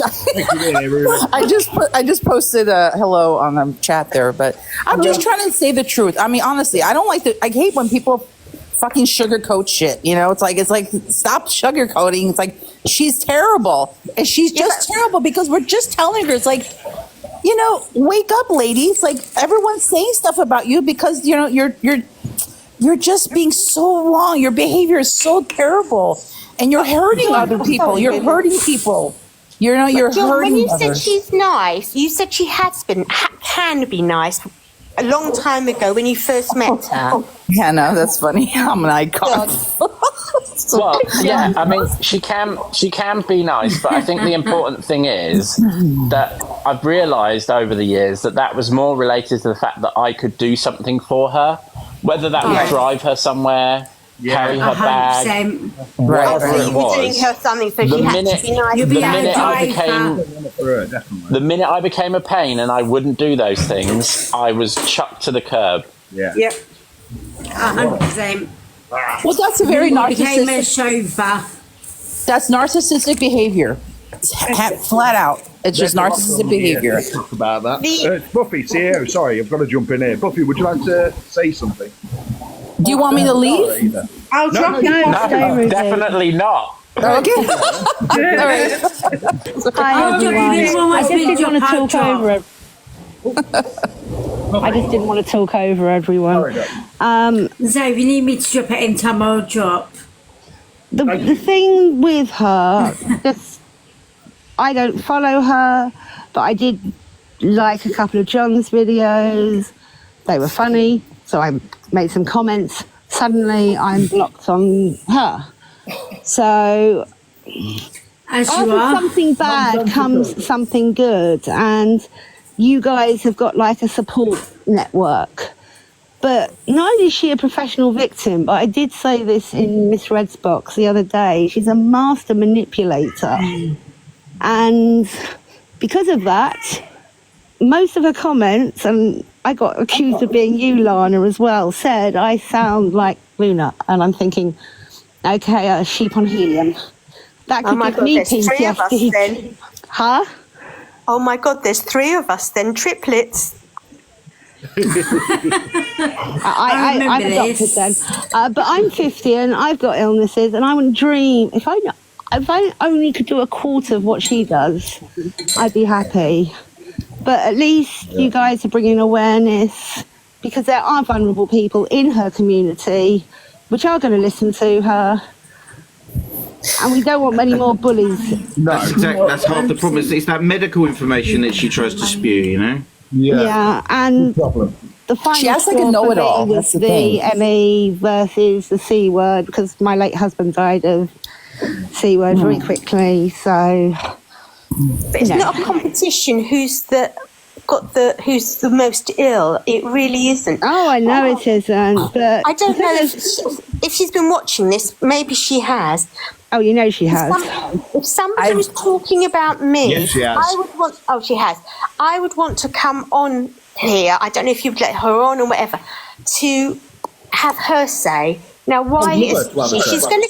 No, she's going to come back at it sooner or later. But why not do it while it's live, while everybody's here? You wouldn't let anybody have a go at her. You sound a very fair man. You would let her have her say and not let any of her be bullied. But why isn't she coming out? Is she planning something? Well, I'm sure something's going to come out. She's done this before, though, because if you remember, Lana, she disappeared for several days, then came back and expected everyone to forget what had happened. Yeah. Like amnesia. But John, you know you're going to do a 20-part now. 20-part thing about that. You know, it's like, also, I want to say something, like, she is someone who acts like a know-it-all, but knows nothing. Yes. You know, she really is. She acts like this know-it-all, and her voice is her approach is very condescending, and she's like, if you don't agree with her, it's like, well, you know, it's like it's like a lady, like, open your mind. People have other opinions, and just because you don't agree with doesn't mean it's, you know, wrong or right. So, Ruby, sorry to interrupt you. She is educated. I'm not talking about her illness or ME. Things in life. She's actually educated. She remembers things from years and years ago. She really is an educated woman. It's the other things what she's saying and doing what's making her so disliked by so many people. I didn't say she's not educated. I'm just saying you could be. I know that. You could have a master's degree and still know nothing about life. Like, she whatever. is the same age as me, but I don't. No. But can I just jump down? Can I just quickly say bye? It was a pleasure, everyone. Take care. Keep up the amazing work. Have a lovely evening. Bye, darling. Buy your Aussie products, John. Yes. Get Take care. yourself Bye. an air fryer. Get some Aussie, John. I've been following John for quite a while now, and I love his videos, the humour, and like when he goes on cruises and everything. I like looking at all that. But I can't remember if it was last year or the year before where I came across Annette's TikTok account, and she was growing a goatee or something for what's the word? PCOS. Yeah. Awareness. But like, yes, darling, we know you've got PCOS and all that lot. I think she done it for attention more than awareness. Interesting. Like, she knew that people were gonna take the mickey out of her, and I think she just did it deliberately. Yeah. Just to say, it just gets back to that whole professional victim situation, isn't it? You know, I think the only way that Annette maybe feels like validated in life is by trying to cause quote unquote some kind of drama. Yeah. But I mean, she loves it. Of course she does. She thrives off it. She's like a pig in shit. You know what I mean? Yes. I truly believe all of this stuff is all calculated. I don't think any of it is just by accident. I really do. Can I can I ask Ruby's opinion, Yes. because she's Yes. the most entertaining when it comes to opinions. Oh, boy. Can I ask Ruby's opinion on, do you think that she is doing things like going live in A&E, falling off her wheelchair and broadcasting it, lying on her side, making sure that she captures the ambulance and the paramedics helping her? Do you think she's doing all of that for a particular reason? Oh, absolutely. Absolutely. Absolutely. You know, somebody, I don't know. I have PCOS. Okay. Now, obviously not like her because she can grow a beard, but I can't do that, but I have other symptoms. And, first of all, when you're in pain or you're struggling or something's happening to you, the last thing I would ever want is to take my camera and make sure I'm recording it all, you know? And it's like, it's just too suspicious to me, you know, and I just don't believe her anymore. I just don't. And then especially when she's crying, doing that, and then suddenly she looks up, she goes, "Oh my God, I have 150,000 followers!" It's like what the hell? They just what? And it's like, oh, look, I'm on the whatever, what is it called, the B class or whatever the levels you can reach in a live, and she's like all excited about that. I go, weren't you just crying a minute ago, honey? It's like, you know, what the fuck? Get your emotions in check. Yeah, it's just like I don't trust her. I don't trust her, and not just me. A lot of people don't trust her. And the thing is, if she was a nice person, I mean, really, a humbled, nice person, none of us would be talking about her right now.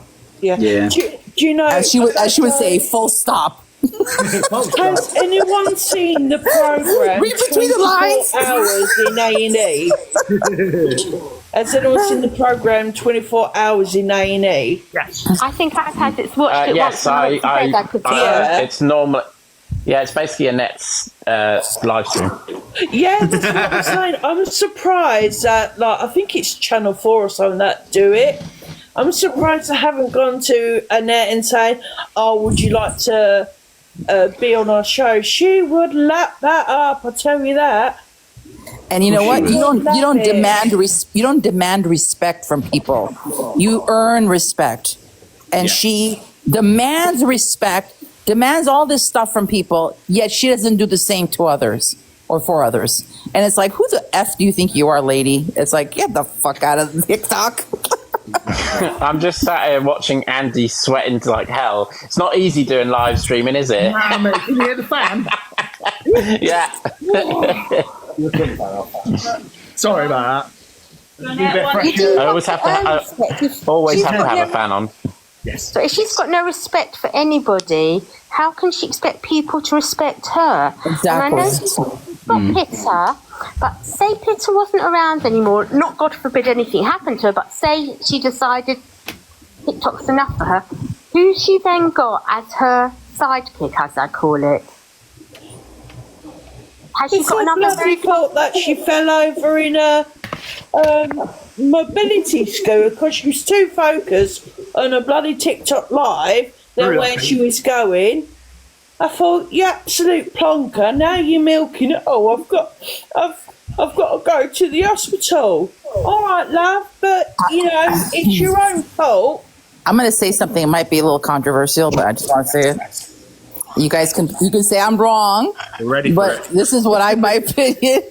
But I see her often on her lives where she's always popping those pills, those pain pills.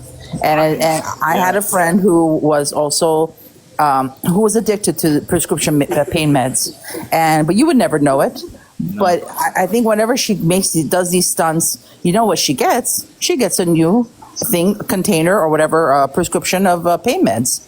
And I know people who have done that. They pretend like, oh, I fell, oh, I'm not feeling well, and they go, and part of me feels like, you know, it's just another way of getting her hands on these prescription medications, you know, and that's just my opinion. I'm just saying. I kind of agree, Ruby. If I'm honest with you, I've thought that they put the carry on with this. There's got to be a payoff somewhere, and what she keeps on mentioning is absolutely. Well, hang on. We've got to address the fact that one of the biggest payoffs is mentally that this makes her feel superior. So you say payoffs to why she does some of these things. The biggest payoff is in her head. It's her. She's like main character syndrome, right? She's like the star of the film, and the minute that goes away, she does something to steer the conversation back to being the main character. So I want to say that to me is the main thing. Okay, this person right here is saying, wait, this person like saying she takes loads of pills on live is a straight lie. I didn't say she takes loads of pills on live. What the hell are you talking about?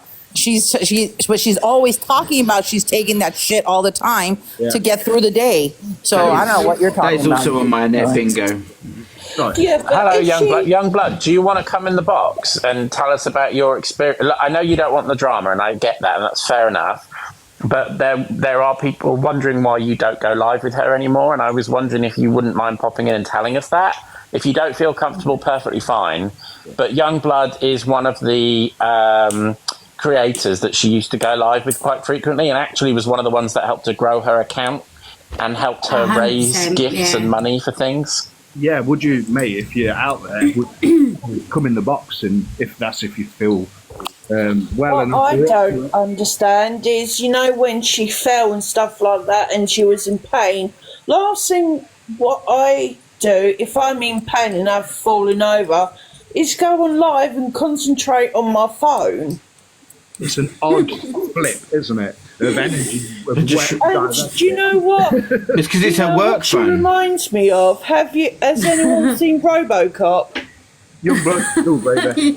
Yeah, RoboCop, that big massive machine, and when it tries to go down the stairs it falls over at the bottom upside down. Excuse me. Did she ask the paramedics to leave the paramedic from Wagamama's, ask her if she wanted to turn the phone off? How convenient that they were just in Wagamama's.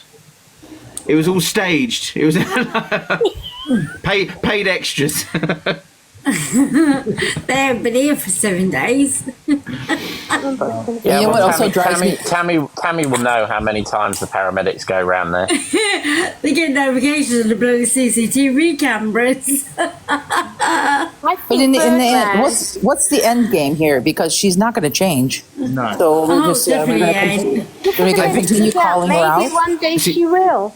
See, me and John spoke the other day, and I agree. Is that the thing is it's not so much about like doing maybe this on the regular, but it's when she says things that are potentially so harmful to, as we've said before, somebody joining her live that is maybe new to the Emmy world. They've just been diagnosed, and then they're using her as obviously the platform that she wants to be, but she's not qualified to be, and it's that bringing awareness so that basically people don't fall into the false sense of security that obviously she draws you in. I suppose that's the end result, isn't it? It's like to highlight there's a fault here, and so people don't fall for the same trick time and time again. Absolutely, and never stop doing this because she's never. I'm just telling you, she's never going to stop. She's going to always point fingers. So she's going to always. So as long as you guys or anybody else is around, like you guys have to constantly say, nope, you're lying, or nope, no, stop with the bullshit. It's like someone in the. Sorry, Birdman, who's have I got the name right, John? Is it Birdman? Yeah. Yeah.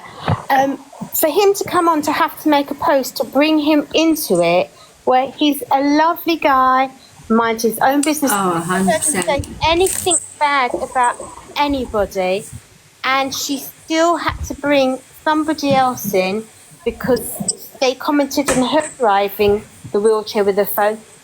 She then had to bring him in.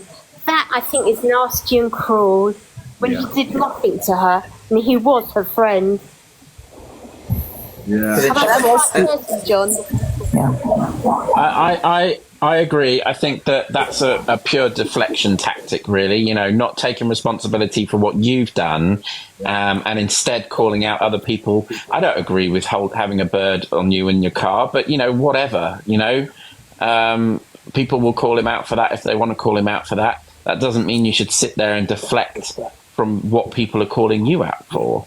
I think that's an important point. And Fib in the chat asked the question earlier, which was, would I, if she apologised, would I make up with her? I think the most important thing is the first part of what you said. There is no way in hell that she would ever apologise to anyone, let alone me. No way. So there's just no situation. There is no She's never situation wrong. where that would help. She's That would never ask happen. Tammy something, please. Huh? Tammy. Yes, sorry. Does she really own that house? Yes. Oh, so she Unfortunately, does, I have to right. agree, I was yes, she thinking it might does. have been a council. No, she does own that house herself, Okay. yeah. And who paid for that? Was it her mum and daddy? Probably mummy and daddy, like they pay Yeah. for everything. I just thought I'd ask, because I'm Wouldn't just surprise questioning me. that. Because there's pipework behind her sometimes, and that's usually a council house. Could you imagine being in your Could you imagine being in your 50s and you always depend on your parents who are in their 80s for like help? That's just say that again. That's just. I never That's, rely I'm sorry. on my That's just parents fucked for up. that, and I'm 33 years old and I live on my own and I'm in a council house. There you go. I'm Well, I 45, was in I'm 45, supported 43 accommodation living for a with year. my mother. So, I'm 14, just over a month, and I've got a council place with my daughter. Whoop, whoop. I have my own opinions. Can I ask you guys what is- opinions on using vulnerable elderly people for sustaining things that really, like, you should be paying for yourself out of the money that you, like, for example, cruises.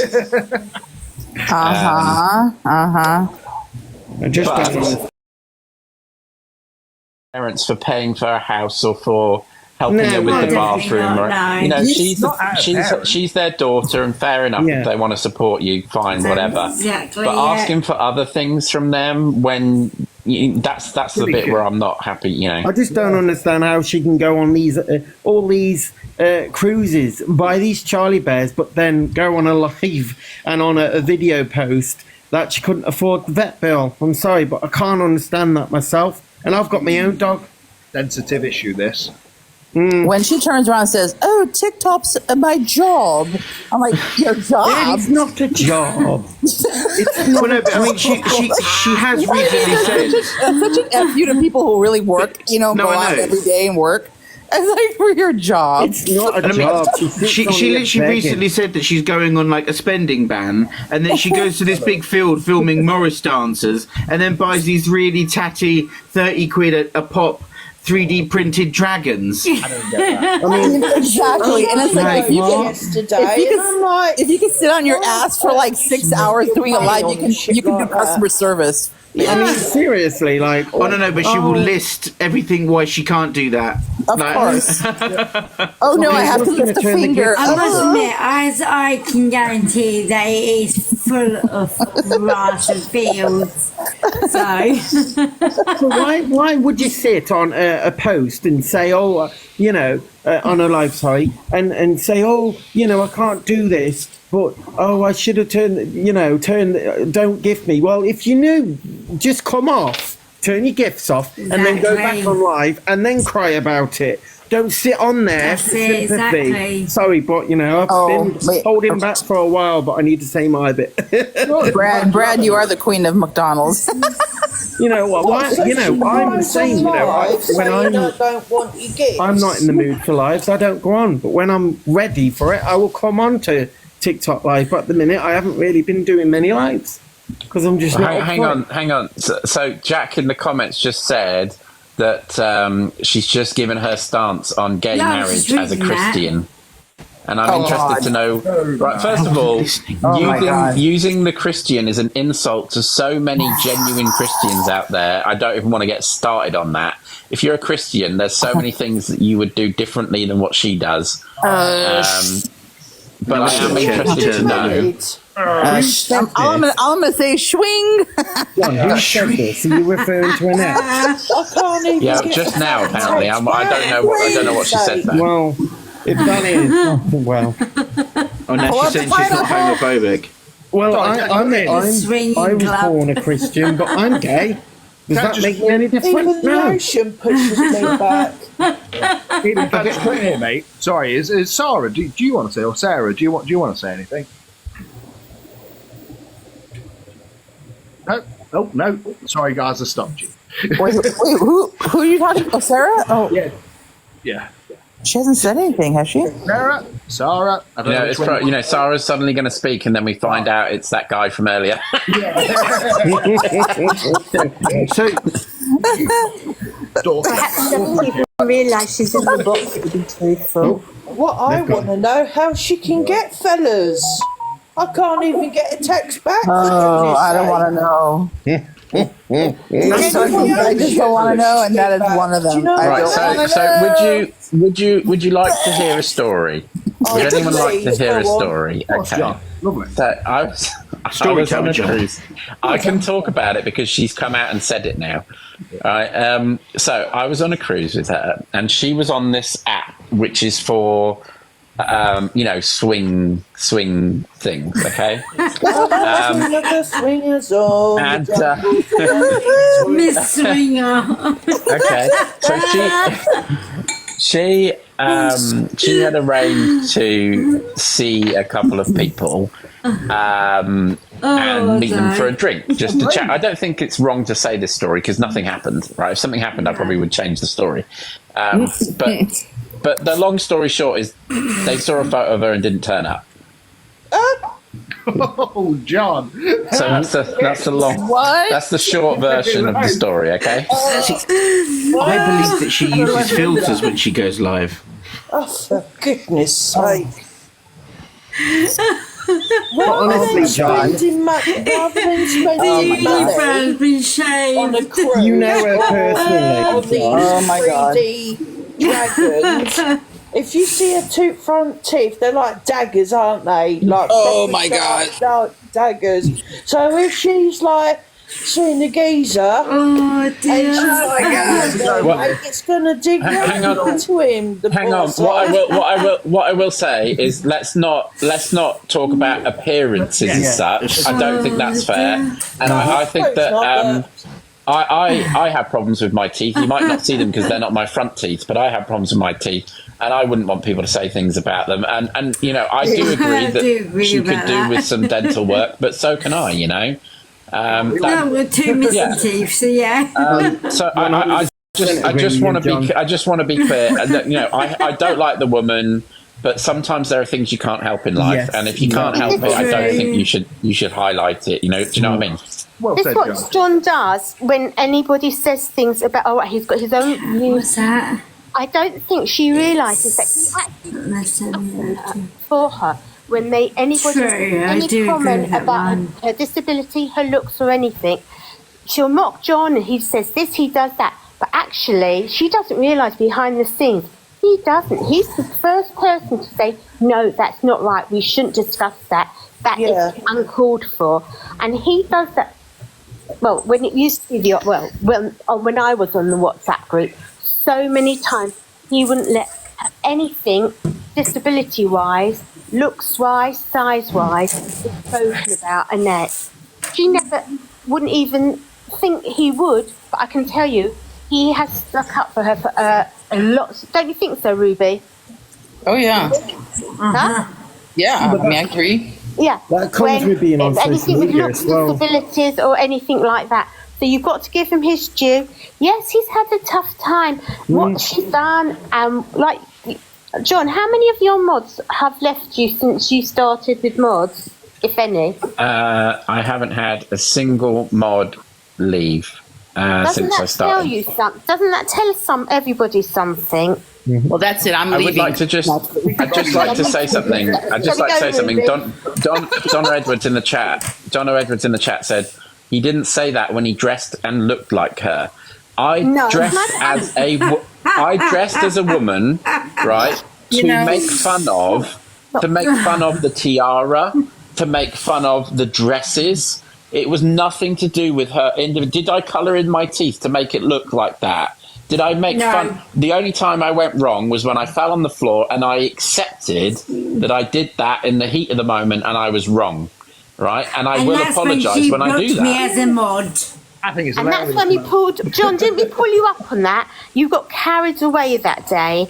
When you, afterwards, you realised straight away when you went too far. Look how many other people on TikTok are dressing up at her and her doing things. You don't hear having a go at any of them apart from John. And they're mocking a lot more than what John... She was offended by them. People, first of all, people need to lighten up. Creator. Yes. So she'll only tackle those that obviously are bigger. Of course I made fun. 100%. I made fun of her attitude and the way that she is. I made fun of the bird pooing on her shoulder. These are things that she can help. Yeah, they're not things that she... When he fell over and literally his legs went up in the air. She's never been in the hot tub and done that. He was just adding, do you know what I mean? And then the wig went, and then the bird's feathers went. She's not done that. He's done his own drama. And to be true, did he really look like Annette?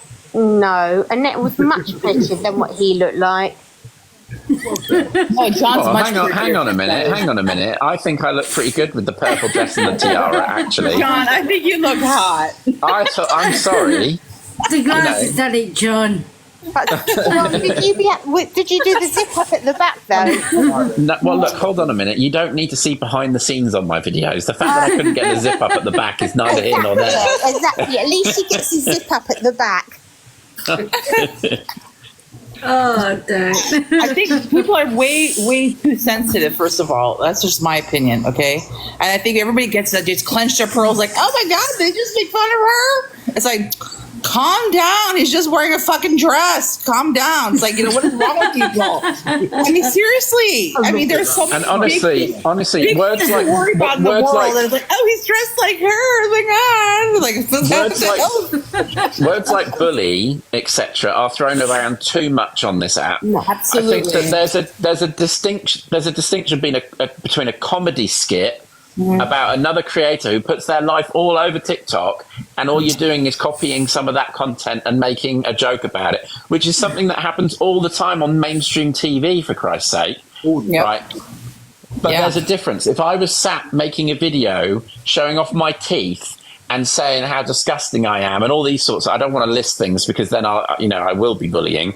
But, those are things that are bullying, and that isn't acceptable. But to come on, dress up as someone and make fun of that is different. I think that's completely different. It's a bit of fun. Lighten up, everyone. Get over yourselves. You're on TikTok watching a drama live, for Christ's sake. So if you're in here watching it in the first place, you're part of the problem as well. All these FYP news people are really doing my head in.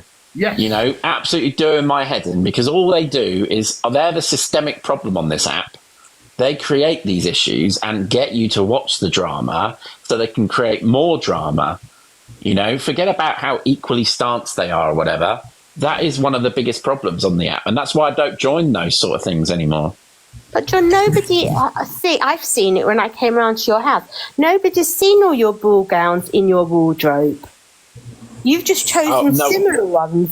But all the other ball gowns...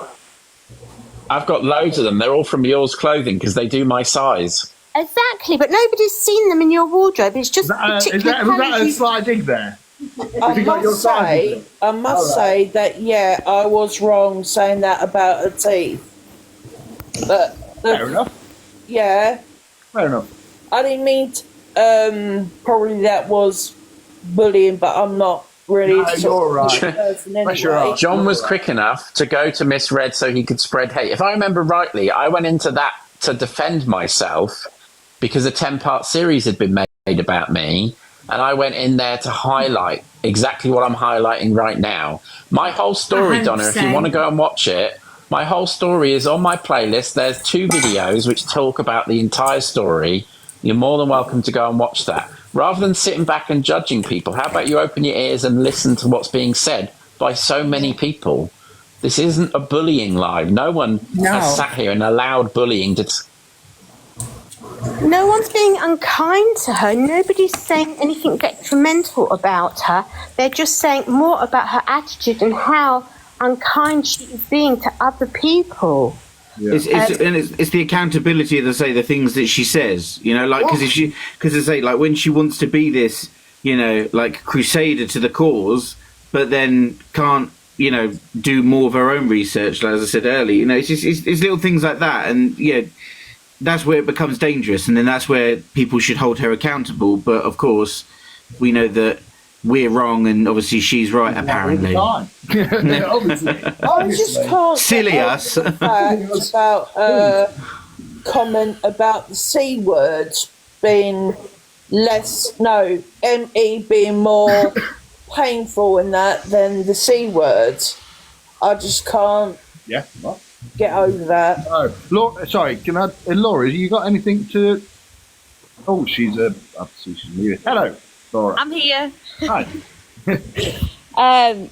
Well, I had my baby 4 months ago, and I live in Georgia in America, so it's been kind of too hot to take my newborn baby out for a walk. Okay. So I'm kind of being stuck in the house, and thank you for being here.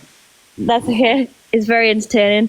So I don't really have anything to do apart from feed the baby and watch him sleep. So I found Annette, and I don't know how to say it. She's very entertaining, and it's like quite like laughable. But there's like sometimes that I've like commented to like ask her stuff, and I just think. Oops. You know what she is? Annette's a train wreck. That's what it is. That's why people can't stop watching, because it's a fucking train wreck. They're like, what's going to happen next? The thing that I do find funny is obviously, like, I feel like you've all touched on everything that there is to be spoke about in the last few hours. But when she realizes that her views are going down, she then puts on the voice that she's getting really tired because she hasn't had any, like, say she hasn't had any gifts in the last 30 minutes, and she knows that she's not going to get any more for the rest of the night because everyone's going to bed or everyone's just bored of her.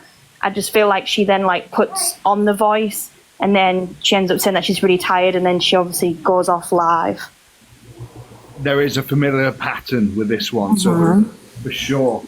Anyway, I don't want to come on here and like speak, talk bad about her, because I'll probably get blocked off alive now. But you would have anyway. You were blocked 5 minutes ago.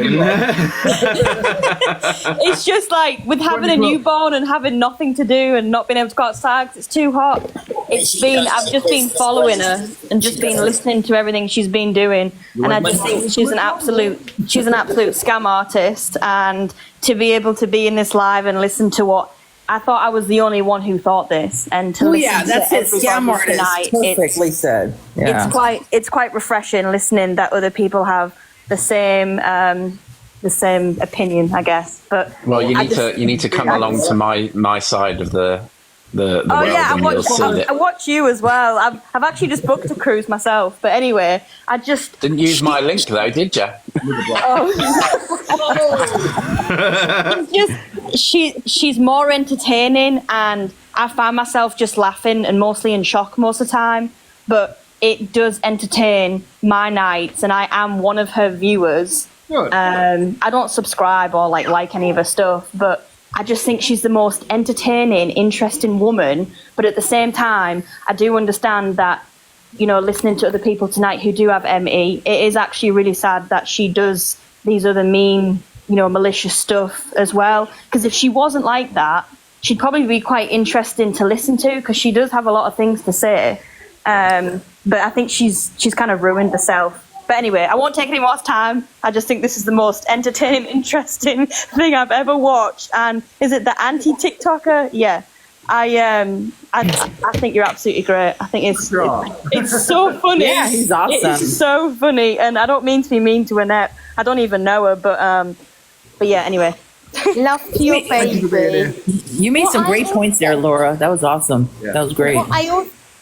Sorry, Ruby. Well, I think it was this week or last week, they were talking about her, her dry hair. I can't even remember what it's called. Air wrap. Somebody said, that's a £600 present somebody gifted you.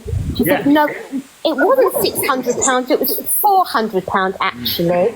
And I'm thinking, oh my God, somebody's still giving you, it was Nick, and she said Nick, £400. What is with that guy? Yeah, but that the was way before you said he left. It wasn't £600, it was £400. She should have said thank you so much. But the way she said it was because it was £200 different. I think he wants to be her pineapple. No, Nick was the one who goes through Ukraine. That was it looked like he was being held hostage. Yeah, I think it's an important thing is she made a video recently where she showed off all of the gifts that Nick had sent her. And she made sure to tell us all that they're still friends. Remember that they're still friends. You know, I know, Nick, that you're not on TikTok anymore, but let everybody look at all these amazing gifts that you sent me. I'm just thinking, how big of an ego do you need to have to post videos like that? Exactly. Fill this room, mate. Exactly. You never heard me on his pathetic. live saying, "Oh, I'm going to buy," or "I've sent Annette so and so." He's just done it. It doesn't have to be broadcast the whole of TikTok. Exactly. It's just bragging, isn't it? Exactly. Yeah, but she can thank him personally, not on TikTok with how many viewers she had. Say, look what I've got, kind of thing. I'm gonna say something probably kind of mean. You guys can hate me. I don't care. But it's like, but I believe that she was a fucking loser her whole fucking life, and suddenly she's got on TikTok, and now she's the queen of TikTok, and she thinks she's all that, and that's why it's gotten to her. It's gotten to her head. So I'm sorry. That's just how I feel. Ruby, you've got to start. I think you've got to sing. What's it called? Lip sync to the F song. FU song. She's the queen of her own molehill. Yeah, I'm just saying, like somebody who never had attention, who was bullied, really bullied in her life, and suddenly she's getting all this attention. Can you imagine how it's gone to her head? And let me tell you, I follow another content creator that I used to follow. She used to be nice, and then suddenly she got all these followers. She changed too, and she's an American. Oh, and she plays music. She plays music, and she does DJing and stuff like that. And it's like, but she acts like she's all that, and if you don't agree with her, you're like the enemy. You know, it's like, what is that? What is that mentality? That's just really weird. Exactly. And it's like Can you bizarre. talk about the whole pineapple? Actually watching her and you. I remember I was driving somewhere and she came on live, and the whole drama incident was she was worried that you were going to come out and call her a swinger first, but she made a video. Oh, yeah. She was an actual swinger. She basically said. The jungle she basically said. That was Dawn. I love that. I love that. And that was bothering me. Oh, So I want to be like you. Love it. So basically, right? She had said that I had been threatening to tell people about this, and so she decided to tell everyone about it. The fact is that she told about 7 of us on a Discord call one night, completely out of the blue, that she did this.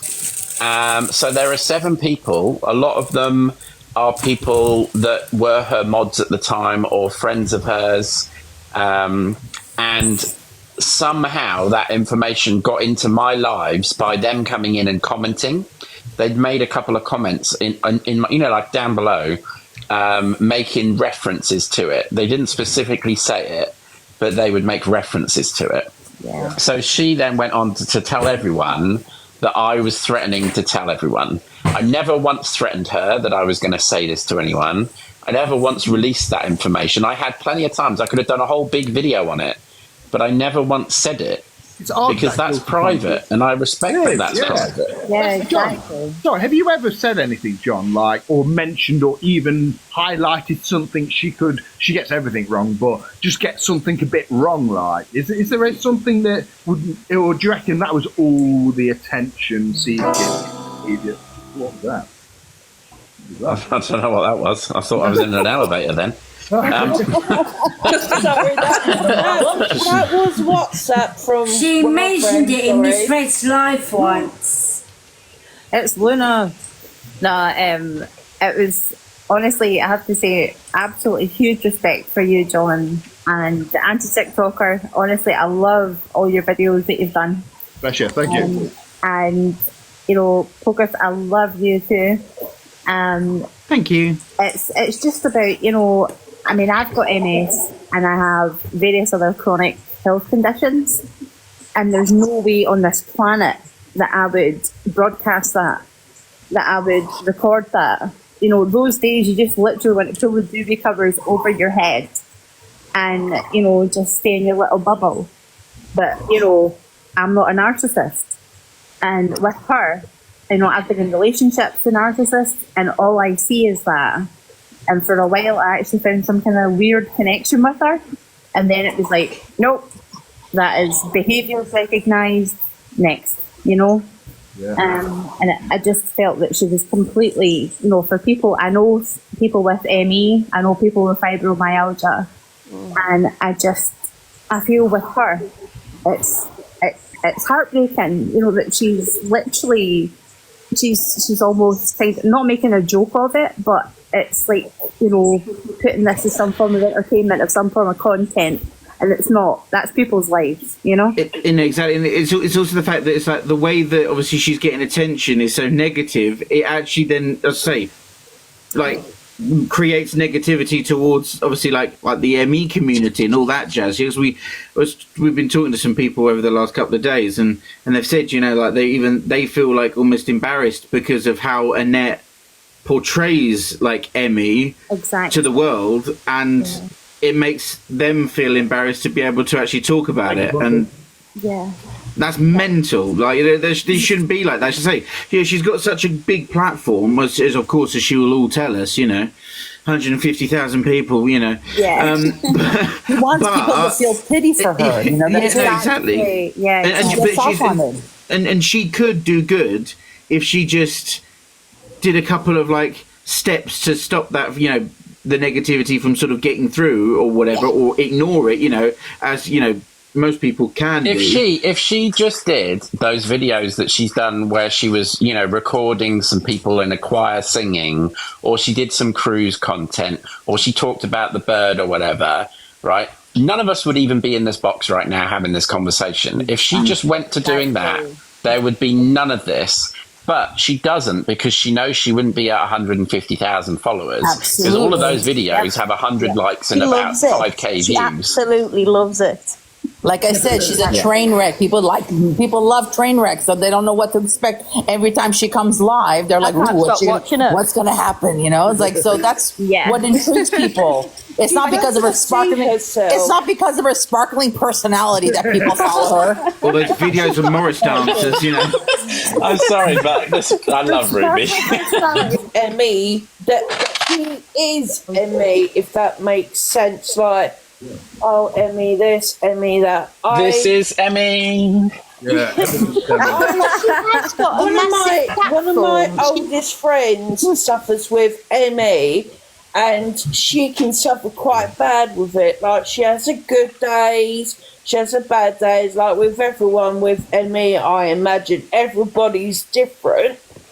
Like, but of course, you know. But she has got a big platform, and the days where she has her ME and she feels really rubbish, she doesn't need to come on, or to come on and say, look, I'm not having a good day, I'll be back in a few days. That's all you have to say.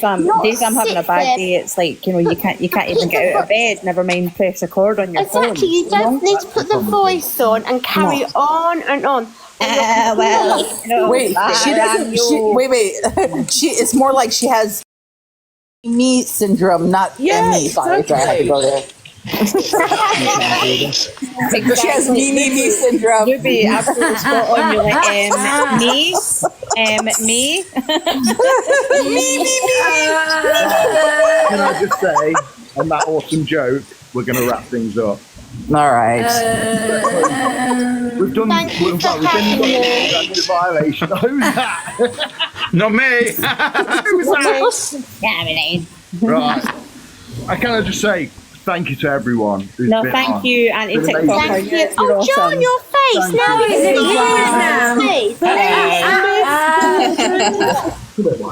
So I just thought I'd say thank you everyone for coming in. I just wanted to support the anti-TikToker with what he had to say. Oh, here we go. Yeah, that would be a fab night. Laura, that is Laura. Mr. TikTok. Laura, you're Laura. Yeah. That's Laura. Oh. I had no idea. And John, Bloody Lana taking my clout here. You've had lots of now you Wait, what were you saying, John? John, after you, mate. What were you saying, John? Yes, Jonathan. Oh, I'm allowed to speak now, am I? I think you've better take over the whole night, you love. Excuse me. How many followers do you all have? Excuse me, I have nearly 30,000. You should listen. Oh my God! Anyway, thank you for hosting us. Everyone, please drop the anti-TikToker a follow. He has got some interesting points of view on everything.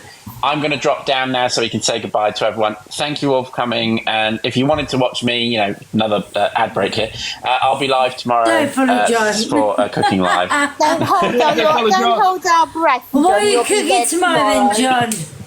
Love you, John. I don't know. My Gusto box arrived today, so I'll be cooking one of those. So we'll see. No, don't hold your breath for that. You might not be there.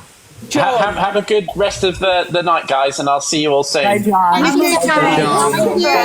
John. Bye, Ruby. Bye, everybody. Bye. It was great meeting you all. Bye. This was fun. Thank you. Ruby, you're awesome. Thank you. You guys are awesome too. I'll be going live tomorrow too, but I don't think I have as much clout as John. So. Thank you. Focus tomorrow's live tomorrow. Everyone, be there. We'll be there. Cool. Thank you, TikToker. This has been awesome. Thank you. Good night, guys. Bye. Bye. Take care. Love you too, Lorraine. See you later. Bye. Bye. But before everybody disappears, just a huge thank you. Oh, what the hell am I doing? I can't get out. All right, Tammy. Okay. Keep me out. We got you. Bye. I know that Andy hasn't been paying attention to anything, but thank you to everybody who has followed him tonight. His following Everyone, love you gone loads. crazy tonight, and thank you for the 82,000 likes on the post. That's everybody who's come through. So thank you all so much. And I'm sure there'll be some more videos following. And if there's anybody else you think needs looked into, let them know, and I'm sure you'll do that too. We'll have a look at it. Also, Fat Freak's doing a deep dive. Be there next Saturday. All right, good night, folks.